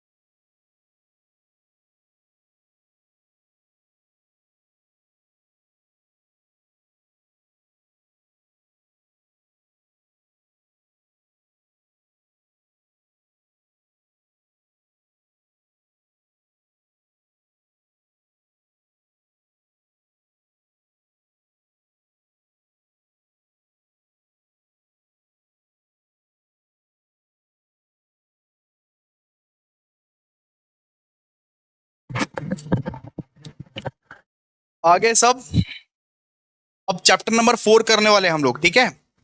अब चैप्टर नंबर 4 का पहले संजीवनी बूटी कर लेंगे, उसके बाद ई बुक से पढ़ लेंगे, और हमारा जो इकोनॉमिक्स का पूरा सिलेबस है वो बहुत ही बेहतरीन तरीके से, खूबसूरत तरीके से जो है वो खत्म कर देंगे दोस्तों।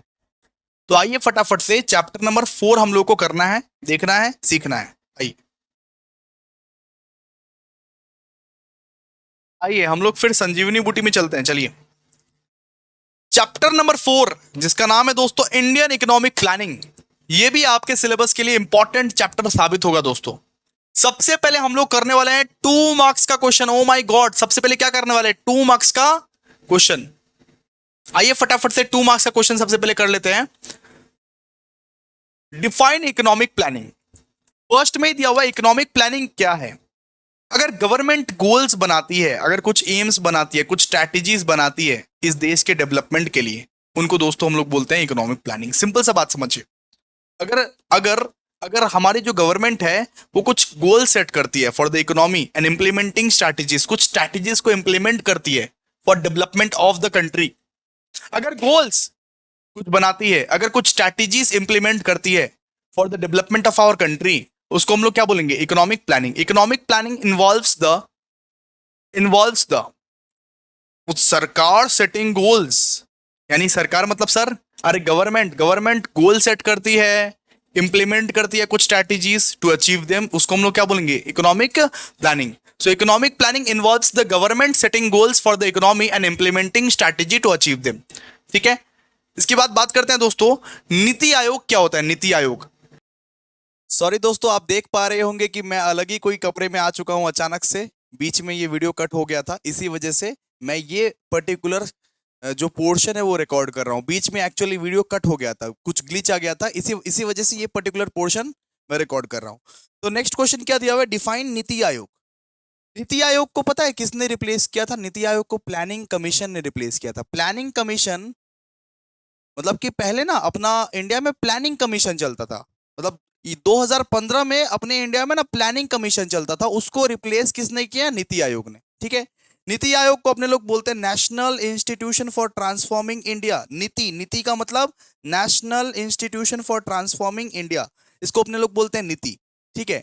Is a policy tank of the government of India replacing the planning commission इन 2015। मतलब प्लानिंग कमीशन पहले चलता था, पहले घिसा पिटा प्लानिंग कमीशन चलता था, 5 इयर्स के प्लान बनते थे। मतलब कि पहले क्या होता था कि 5 इयर्स के प्लान बनते थे कि हमारे इंडिया में कैसी क्या तरक्की होगी, कैसा क्या ग्रोथ होगा, कैसा क्या डेवलपमेंट होगा। हर 5-5 साल पे प्लान बना करता थे पहले। मतलब अपने इंडिया में, अपने देश में हर 5-5 साल पर प्लान बना करता था पहले। लेकिन उसको रिप्लेस कर दिया, नरेंद्र मोदी ने बोला कि 5-5 साल पर प्लान नहीं बनाना पड़ेगा, अब अपने को अपने प्लानिंग कमीशन को रिप्लेस किया नीति आयोग ने। प्लानिंग कमीशन को किसने रिप्लेस किया? नीति आयोग ने रिप्लेस कर दिया, जिसका नाम है national institution of for transforming India, ठीक है। तो प्लानिंग कमीशन पहले हुआ करता था, उसको किसने रिप्लेस किया? नीति आयोग ने, नीति आयोग ने, ठीक है। चलिए, थैंक यू। हम लोग अभी पढ़ेंगे state the basic objective of Indian economic planning. Indian economic planning का बेसिक ऑब्जेक्टिव क्या क्या है? क्या क्या है इंडियन इकोनॉमिक प्लानिंग का बेसिक ऑब्जेक्टिव? सबसे पहला ऑब्जेक्टिव है दोस्तों इकोनॉमिक ग्रोथ। सबसे पहला है कि हमारा देश का तरक्की होना चाहिए, कुछ भी हो हमारा देश का तरक्की होना चाहिए। एग्रीकल्चर सेक्टर में, इंडस्ट्री सेक्टर में, सर्विस सेक्टर में हमारा देश का इकोनॉमिक ग्रोथ होना चाहिए। The primary aim is to achieve a high rate of economic growth by boosting sectors like agriculture, industries and services, ठीक है। इकोनॉमिक प्लानिंग इसीलिए किया जाता है ताकि डेवलपमेंट हो पाए, इंडिया का प्रॉपर तरीके से, अच्छे तरीके से डेवलपमेंट हो पाए, एग्रीकल्चर के फील्ड में, इंडस्ट्री के फील्ड में और सर्विसेज के फील्ड में। यही है प्राइमरी एम, यही है प्राइमरी एम, ठीक है। इसके बाद भैया, अरे पॉवर्टी एलिविएशन। पॉवर्टी एलिविएशन मतलब गरीबी, गरीबी कम करना है। अरे गरीबी कम करना है, गरीबी कम करना है, ठीक है। सबसे बड़ा एम तो गवर्नमेंट का यही रहता है कि गरीबी को कम करना है। गरीबी जो हो रही है, जो गरीबी छा रही है, उसको कम करना है। तो इंडियन इकोनॉमिक प्लानिंग का सेकंड बेसिक ऑब्जेक्टिव दोस्तों है so poverty alleviation. Poverty alleviation, poverty alleviation मतलब किसी भी तरीके से पॉवर्टी को रिड्यूस करना है। Economic planning focuses on reducing poverty by creating employment opportunity and improving access to basic needs such as food, shelter, clothing, basic basic need सबको मिले, सीधा सा बात है, बेसिक बेसिक नीड सबको सबको मिले और हम लोग वो गरीबी को हटाएं, ठीक है। इसके बाद self reliance, self reliance one of the objective is to reduce dependence on foreign and, मतलब सीधा सा बात है, खुद पे विश्वास रखो, खुद बनाओ, आत्मनिर्भर बनो। सेल्फ रिलायंस मतलब क्या होता है, आत्मनिर्भर बनो। इकोनॉमिक प्लानिंग हम लोग क्यों करते हैं, आत्मनिर्भर बनने के लिए। दूसरों पर कब तक विश्वास करते रहेंगे, दूसरों पर कब तक निर्भर रहेंगे, दूसरों पर कब तक डिपेंडेंट रहेंगे, आत्मनिर्भर बनना पड़ेगा दोस्तों। हम लोग जो इंपोर्ट करते हैं, हम लोग जो हजारों चीज लाखों चीज जो इंपोर्ट करते हैं, वो चीज इंपोर्ट करना बंद करना पड़ेगा और खुद ही अपना देश में अपना सामान बनाना पड़ेगा। हम लोग दूसरे पे डिपेंडेंट नहीं रह सकते और रहना भी नहीं चाहिए। सेल्फ रिलायंस ये भी एक ऑब्जेक्टिव है, इसीलिए इकोनॉमिक प्लानिंग किया जाता है। Fourth, social equity, social equity plan aim to reduce inequalities in income and wealth by uplifting marginalized communities and ensuring balanced regional development। सीधा सा बात है, डेवलपमेंट सिर्फ कोलकाता जैसे बड़े शहरों का, दिल्ली जैसे बड़े शहरों का, मुंबई जैसे ये सब का नहीं होना चाहिए। सिर्फ डेवलपमेंट बड़े बड़े शहरों का नहीं होना चाहिए, हर जगह का डेवलपमेंट जरूरी है। रीजनल डेवलपमेंट भी उतना ही जरूरी है, सीधा सा बात है। सोशल इक्विटी जरूरी है ना। और फिफ्थ है दोस्तों मॉडर्नाइजेशन, मॉडर्नाइजेशन कि हम लोगों को मॉडर्न टेक्नोलॉजी अब अडॉप्ट करना चाहिए। इंफ्रास्ट्रक्चर जो है इंप्रूव्ड इंफ्रास्ट्रक्चर लेना चाहिए। एजुकेशन सिस्टम जो हमारा है वो इनहैंस होना चाहिए दोस्तों। तो मॉडर्नाइजेशन आए, मॉडर्नाइजेशन क्या, मॉडर्नाइजेशन आए, इस वजह से भी जरूरी है। ये सब क्या है, इंडियन इकोनॉमिक प्लानिंग का basic objective. Indian economic planning का क्या है, ये सब बेसिक ऑब्जेक्टिव, बेसिक ऑब्जेक्टिव है ये सब, ठीक है। तो 5 मार्क्स के लिए very very very very very important ये सब, ठीक है। नेक्स्ट नेक्स्ट हम लोग पढ़ रहे हैं, नेक्स्ट हम लोग पढ़ रहे हैं दोस्तों, देखिए जरा ध्यान से। Discuss the importance of Indian economic planning. Indian economic planning का क्या क्या इंपॉर्टेंस है, इंडियन इकोनॉमिक प्लानिंग क्यों जरूरी है, क्यों जरूरी है, इंडियन इकोनॉमिक प्लानिंग क्यों जरूरी है, इंपॉर्टेंस पढ़ने वाले हैं इंडियन इकोनॉमिक प्लानिंग का। सबसे पहले इसे क्या होता है, इसे एफिशिएंट रिसोर्स एलोकेशन, रिसोर्स को सही तरीके से इफेक्टिवली एफिशिएंटली आप लोग एलोकेट कर सकते हो, रिसोर्सेस को सही तरीके से सही जगह पे बांट सकते हो। एग्रीकल्चर सेक्टर में कितना रिसोर्सेस देना है, हेल्थ केयर सेक्टर में क्या क्या लगेगा, एजुकेशन सेक्टर में क्या क्या लगेगा, कौन कौन सा रिसोर्सेस कहाँ कहाँ कितना कितना रिक्वायरमेंट है, सब कुछ आप बता सकते हो। एफिशिएंट रिसोर्स एलोकेशन होता है दोस्तों। अगर आप प्लानिंग करते हो तो रिसोर्सेस को सही तरीके से आप बांट सकते हो, सही तरीके से आप एलोकेट कर सकते हो, इसीलिए इंडियन इकोनॉमिक प्लानिंग इतना जरूरी है। इकोनॉमिक ग्रोथ के लिए, इकोनॉमिक ग्रोथ के लिए चाहे इंडस्ट्रीज हो, चाहे एग्रीकल्चर सेक्टर हो, चाहे इंफ्रास्ट्रक्चर हो, चाहे इनोवेशन आए, इस वजह से भी आप लोगों को इंडियन इकोनॉमिक प्लानिंग चाहिए। इकोनॉमिक ग्रोथ के लिए अगर आप चाहते हो कि हमारा जो इकोनॉमी है वो ग्रो करे, हमारा इंडिया ग्रो करे, हमारा हिंदुस्तान जिंदाबाद हो, अगर आप चाहते हो तो उसके लिए दोस्तों आपको क्या करना पड़ेगा, इंडियन इकोनॉमिक प्लानिंग करना पड़ेगा, ठीक है। रिडक्शन ऑफ इनइक्वालिटी, बहुत आप देखते हो ना इनइक्वालिटी होता है, जहां पे richer get richer and poorer get poorer, ये सब इनइक्वालिटी हटे, ये सब इनइक्वालिटी वाला चीज सब हटे। इस वजह से आपको क्या करना पड़ेगा, इस वजह से आपको क्या करना पड़ेगा, इंडियन इकोनॉमिक प्लानिंग। ये जो अर्बन एरिया, रूरल एरिया, आप देखते हो कि कोलकाता बहुत ज्यादा डेवलप्ड है, लेकिन एकदम रूरल एरियाज, बहुत सारे ऐसे एरियाज है जहां पे डेवलपमेंट है ही नहीं। वो सब जगह भी डेवलप हो अगर आप चाहते हो, रिच और पुअर का कुछ भी ना रहे, सब जगह इक्वल इक्वल हो, आप अगर चाहते हो तो आपको इंडियन इकोनॉमिक प्लानिंग सही तरीके से करना पड़ेगा। ये सब क्या है, इंपॉर्टेंस है, ये सब क्या है, importance. Development of infrastructure, infrastructure के डेवलपमेंट के लिए, रोड्स के डेवलपमेंट के लिए, रेलवे के डेवलपमेंट के लिए, इलेक्ट्रिसिटी के डेवलपमेंट के लिए, वाटर सप्लाई के डेवलपमेंट के लिए भी जो इंडियन इकोनॉमिक प्लानिंग चाहिए। रोड्स के डेवलपमेंट के लिए, रेलवे के डेवलपमेंट के लिए, इलेक्ट्रिसिटी के डेवलपमेंट के लिए, वाटर सप्लाई के डेवलपमेंट के लिए भी इंडियन इकोनॉमिक प्लानिंग चाहिए ही चाहिए दोस्तों।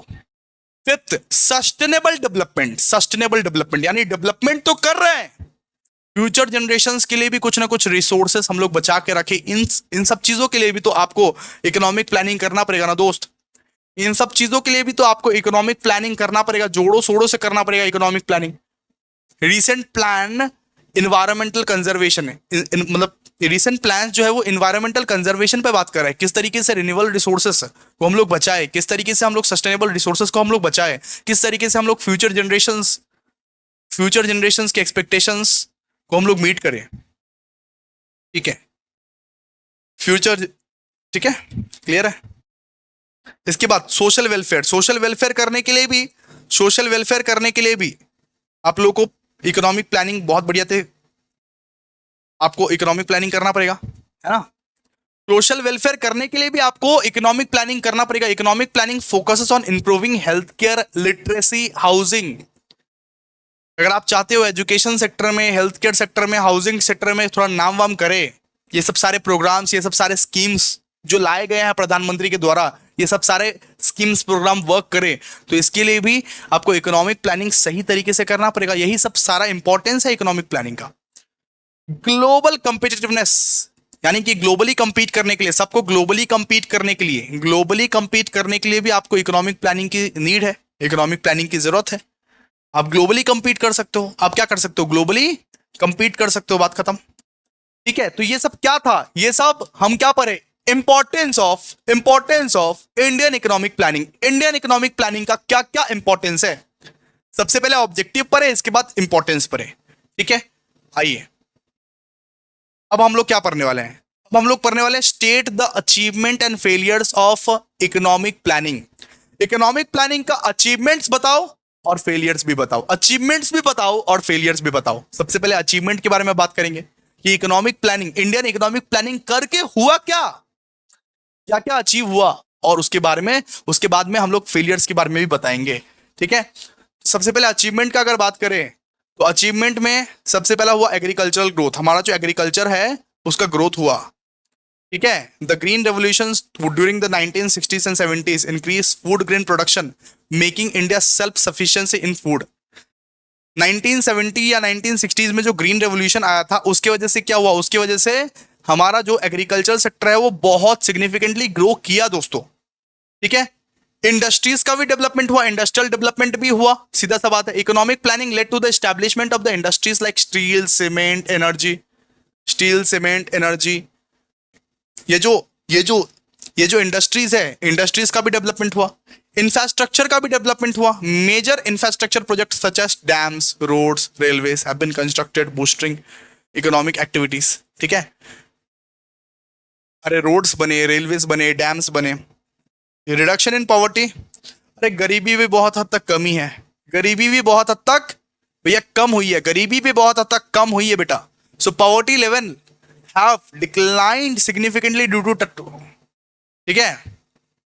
बहुत सारा जो स्कीम्स लाया, जैसे वो मतलब को, अरे वो मतलब ये पीडीएस या मिड डे मील, बहुत सारे स्कीम्स जो आया था, बहुत सारे स्कीम्स की वजह से अरे पॉवर्टी भी रिड्यूस हुई है, तो गरीबी भी रिड्यूस हुई है, ठीक है। महात्मा गांधी वाला जो योजना था उसकी वजह से, पीडीएस की वजह से, मिड डे मील स्कीम्स की वजह से पॉवर्टी भी रिड्यूस हुई है ना। एंड एक्सपोर्ट का भी ग्रोथ हुआ है, एक्सपोर्ट का भी ग्रोथ हुआ है, और life expectancy, literacy rate, health care facility का भी ग्रोथ हुआ है, ये सब भी इंप्रूव हुआ है। Life expectancy rate, literacy rate, health care facilities, ये सब भी हमारा इंप्रूव हुआ है, ठीक है। फेलियर क्या क्या है, देखो फेलियर जरा ध्यान दो आप लोग, फेलियर क्या क्या है। सबसे पहला फेलियर अनएम्प्लॉयमेंट, फेलियर यही है कि बेरोजगारी वैसी की वैसी ही है। वो सब तो ठीक है, कितना भी प्लानिंग कर लिया, लेकिन बेरोजगारी वैसी की वैसी है, अनएम्प्लॉयमेंट वैसी की वैसी है, अनएम्प्लॉयमेंट जैसा था वैसा था, बेरोजगारी वैसी की वैसी ही है, ठीक है। इनकम इनइक्वालिटी अभी भी वैसी की वैसी है, rich get richer and poor get poorer, ठीक है। अरे बना बना के लिख देना भाई, कितना मस्त सब्जेक्ट है। ओवर डिपेंडेंस ऑन एग्रीकल्चर, अभी भी हम लोग ज्यादा डिपेंडेंट किस पे है, एग्रीकल्चर पे। डिपेंडेंट किस पे, एग्रीकल्चर सेक्टर पे। डिपेंडेंसी इंक्रीज हो गया हमारा, ठीक है। अभी भी हम लोग एग्रीकल्चर सेक्टर पे ही डिपेंडेंट है, ठीक है। इंप्लीमेंटेशन गैप्स, प्लान तो बना लेते हैं भाई लेकिन इंप्लीमेंट नहीं करते हैं। प्लान तो बना लेते हैं, प्लान तो बन जाता है लेकिन इंप्लीमेंट ही नहीं करते हैं।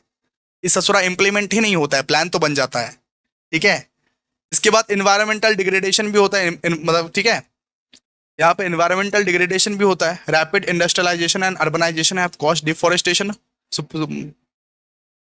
मतलब कि हम लोग इंडियन इकोनॉमिक प्लानिंग जो करते हैं, और इंडियन इकोनॉमिक प्लानिंग के तहत हम लोग जो सोच लेंगे बहुत ज़्यादा डेवलपमेंट करेंगे, इससे क्या होगा, बहुत ज़्यादा डेवलपमेंट करेंगे तो रैपिड इंडस्ट्रियलाइजेशन होगा, और और रैपिड इंडस्ट्रियलाइजेशन होगा तो डिफॉरेस्टेशन भी होगा, ठीक है, नेचुरल रिसोर्सेज को भी हम लोग वो डिप्लेट करते जाएंगे धीरे धीरे करके। और सिक्स आता है दोस्तों, सो population pressure, population pressure, high population growth would have impact the economic planning on as per the capita income and the वो सोशल सर्विसेज, ठीक है। तो जो हाई पॉपुलेशन रहेगा, हाई पॉपुलेशन रहेगा तो आप कितना भी कोशिश कीजिएगा, कितना भी प्लान करने की कोशिश कीजिएगा, आप प्लान अच्छे से नहीं कर पाइएगा। हाई पॉपुलेशन रहेगा तो कितना भी प्लान करने की कोशिश कीजिएगा, आप प्लान नहीं कर पाइएगा, सीधा सा बात है। अब यहां पे बोला गया है what are the objectives of NITI Aayog, what are the objectives of NITI Aayog, NITI Aayog का क्या क्या ऑब्जेक्टिव्स था। लास्ट क्वेश्चन दोस्तों, लास्ट क्वेश्चन, प्लीज आप लोग यहीं पे बरकरार रहिए दोस्तों, यहीं पे सब कुछ होगा। लास्ट क्वेश्चन, नीति आयोग, नीति आयोग कब स्टैब्लिश हुआ था बताओ। नीति आयोग 2015 में स्टैब्लिश हुआ था, जो कि प्लानिंग कमीशन को रिप्लेस करके स्टैब्लिश हुआ था। प्लानिंग कमीशन को रिप्लेस कर दिया था गवर्नमेंट ने और स्टैब्लिश हुआ था, ठीक है। सबसे पहला ऑब्जेक्टिव, सबसे पहला ऑब्जेक्टिव दोस्तों, सबसे पहला ऑब्जेक्टिव करने जा रहे हैं fostering cooperative federalism, fostering cooperative federalism. NITI Aayog aims to enhance coordination between the central and state government by promoting a shared vision of the national priorities, ठीक है। नीति आयोग जो है वो कोऑर्डिनेशन के लिए enhance करता है between the state and central government by promoting a shared vision of the national priorities, ठीक है। मतलब देश के लिए जो सही है वो सब सारा काम करता है, देश के लिए जो सही है, देश का जिससे डेवलपमेंट होगा वो सब सारा काम करता है, ठीक है। नीति आयोग का यही एक मेन एम है कि देश का डेवलपमेंट हो। इसके बाद स्ट्रैटेजिक पॉलिसी फॉर्मेशंस, तो स्ट्रैटेजीज कौन बनाता है, स्ट्रैटेजी कौन बनाता है, स्ट्रैटेजीज कौन बनाता है, स्ट्रैटेजी बनाता है दोस्तों नीति आयोग, ठीक है। मतलब ठीक है, सही, सॉरी गाइस, एक्चुअली बहुत थक गया हूं। अच्छा, ये स्ट्रैटेजी पॉलिसी फॉर्मेशंस मतलब बहुत ज्यादा आप स्ट्रैटेजिकली अप्रोच से चलते हो, ठीक है, स्ट्रैटेजिकली अप्रोच से चलते हो, सस्टेनेबल डेवलपमेंट करते हो, हेल्थ, एजुकेशन, इंफ्रास्ट्रक्चर, आप सब पे फोकस करते हो, ठीक है, क्लियर है। नीति आयोग जो है, नीति आयोग स्ट्रैटेजिक अप्रोच से चलता है, लॉन्ग टर्म पॉलिसीज पे एम रखता है और ये सस्टेनेबल डेवलपमेंट के साथ साथ हेल्थ, एजुकेशन, इंफ्रास्ट्रक्चर पे भी पॉलिसीज बनाता है, ठीक है। इसके बाद नीति आयोग जो है ये इनोवेशन को इनकरेज करता है, इनोवेशन कि मतलब कि जिससे ये देश इनोवेट करे, जिससे ये देश इनोवेशन करे, जिससे ये देश नया नया टेक्नोलॉजी को लाए, जिससे ये देश नया नया एंटरप्रेन्योरशिप को लाए, ठीक है, इनोवेशन, इनकरेजिंग इनोवेशन। इसके बाद इवैल्यूएशन करता है और मॉनिटर करता है कि ये जो प्रोग्राम्स लाए गए हैं गवर्नमेंट ने, ये जो गवर्नमेंट ने प्रोग्राम स्कीम्स लाए गए, ये स्कीम्स काम भी करता है या नहीं करता है, एफिशिएंट है या इनएफिशिएंट है। It tracks the progress of the government schemes and ensures efficient implementation by identifying challenges and suggesting solutions. सीधा सा बात है, ये ट्रैक करता है गवर्नमेंट के स्कीम्स को कि ये एफिशिएंट है या नहीं है, ये एफिशिएंट है या नहीं है। जितना भी पॉलिसीज आया हुआ है, जितना भी प्रोग्राम्स आया हुआ है, अब देखोगे ना, अब देखोगे कि सरकार के जमाने में बहुत सारे स्कीम्स आता है, आधे से ज्यादा स्कीम्स तो भैया फेल हो जाता है या फ्रॉड निकलता है और आधे से ज्यादा स्कीम्स ही सही रहता है, ठीक है। इसके बाद नीति आयोग ये भी इंश्योर करता है कि सस्टेनेबल डेवलपमेंट हो, कि डेवलपमेंट करे लेकिन अपना नेचुरल एनवायरनमेंट को, अपना एनवायरनमेंट को कंजर्व करके अपना रिसोर्सेज को बचा बचा के चले, ठीक है। और focus on inclusive growth, focus on inclusive growth.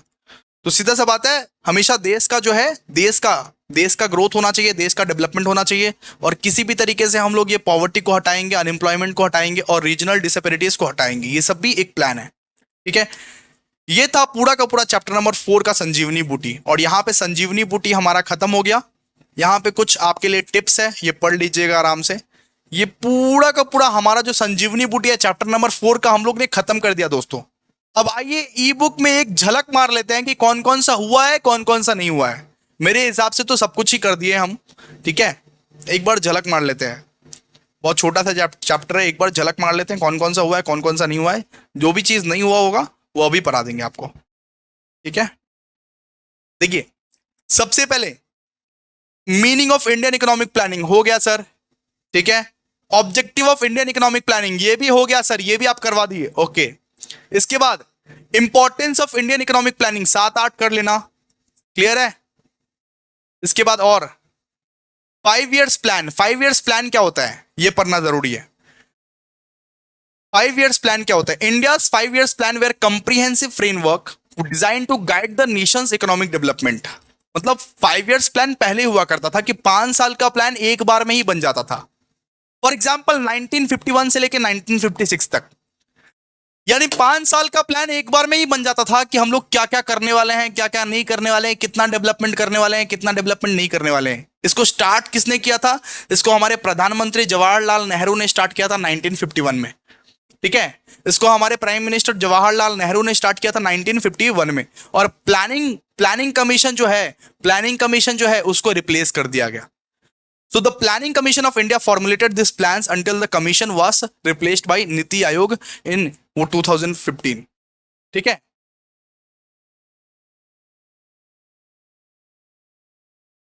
तो इसके बाद नीति आयोग को रिप्लेस कर दिया और प्लानिंग कमीशन आ गया। ठीक है, ठीक है, तो achievement of 5 years plan and failures of 5 years plan पढ़ लीजिएगा। ये तो हो ही गया हमारा, ये तो कर ही लिया हम लोग, achievement and failures of 5 years plan.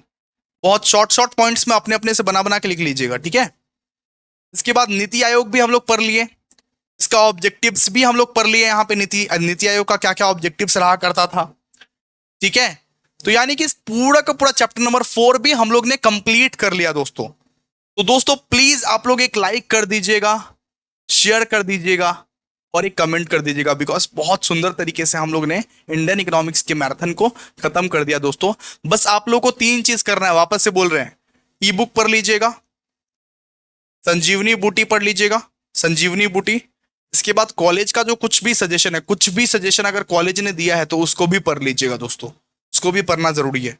तो ये 3 चीज अगर कर लीजिएगा ना तो गारंटेड मैं बोल रहा हूं कि आपका 40+ आएगा 50 में से, 40+50 में से आराम से आप ले आ सकते हो। Thank you so much guys, मिलते हैं अब किसी नेक्स्ट वीडियो में। Thank you so much. Sorry दोस्तों, आप देख पा रहे होंगे कि मैं अलग ही कोई कपड़े में आ चुका हूं। अचानक से बीच में ये वीडियो कट हो गया था, इसी वजह से मैं ये पर्टिकुलर जो पोर्शन है वो रिकॉर्ड कर रहा हूं। बीच में एक्चुअली वीडियो कट हो गया था, कुछ ग्लिच आ गया था, इसी वजह से ये पर्टिकुलर पोर्शन मैं रिकॉर्ड कर रहा हूं। तो नेक्स्ट क्वेश्चन क्या दिया हुआ है? डिफाइन नीति आयोग। नीति आयोग को पता है किसने रिप्लेस किया था? नीति आयोग को प्लानिंग कमीशन ने रिप्लेस किया था। प्लानिंग कमीशन मतलब कि पहले ना अपना इंडिया में प्लानिंग कमीशन चलता था, मतलब 2015 में अपने इंडिया में ना प्लानिंग कमीशन चलता था, उसको रिप्लेस किसने किया? नीति आयोग ने। ठीक है, नीति आयोग को अपने लोग बोलते हैं national institution for transforming India. नीति का मतलब national institution for transforming India, इसको अपने लोग बोलते हैं नीति। ठीक है, is a policy tank of the government of India replacing the planning commission इन 2015। मतलब प्लानिंग कमीशन पहले चलता था, पहले घिसा पिटा प्लानिंग कमीशन चलता था, 5 years के प्लान बनते थे। मतलब कि पहले क्या होता था कि 5 years के प्लान बनते थे कि हमारे इंडिया में कैसी क्या तरक्की होगी, कैसा क्या ग्रोथ होगा, कैसा क्या डेवलपमेंट होगा। हर 5-5 साल पे प्लान बना करता थे पहले। मतलब अपने इंडिया में, अपने देश में हर 5-5 साल पर प्लान बना करता था पहले, लेकिन उसको रिप्लेस कर दिया। नरेंद्र मोदी ने बोला कि 5-5 साल पर प्लान नहीं बनाना पड़ेगा, अब अपने प्लानिंग कमीशन को रिप्लेस किया नीति आयोग ने। प्लानिंग कमीशन को किसने रिप्लेस किया? नीति आयोग ने रिप्लेस कर दिया, जिसका नाम है national institution of for transforming India. ठीक है, तो प्लानिंग कमीशन पहले हुआ करता था, उसको किसने रिप्लेस किया? नीति आयोग ने, नीति आयोग ने। ठीक है, चलिए, थैंक यू।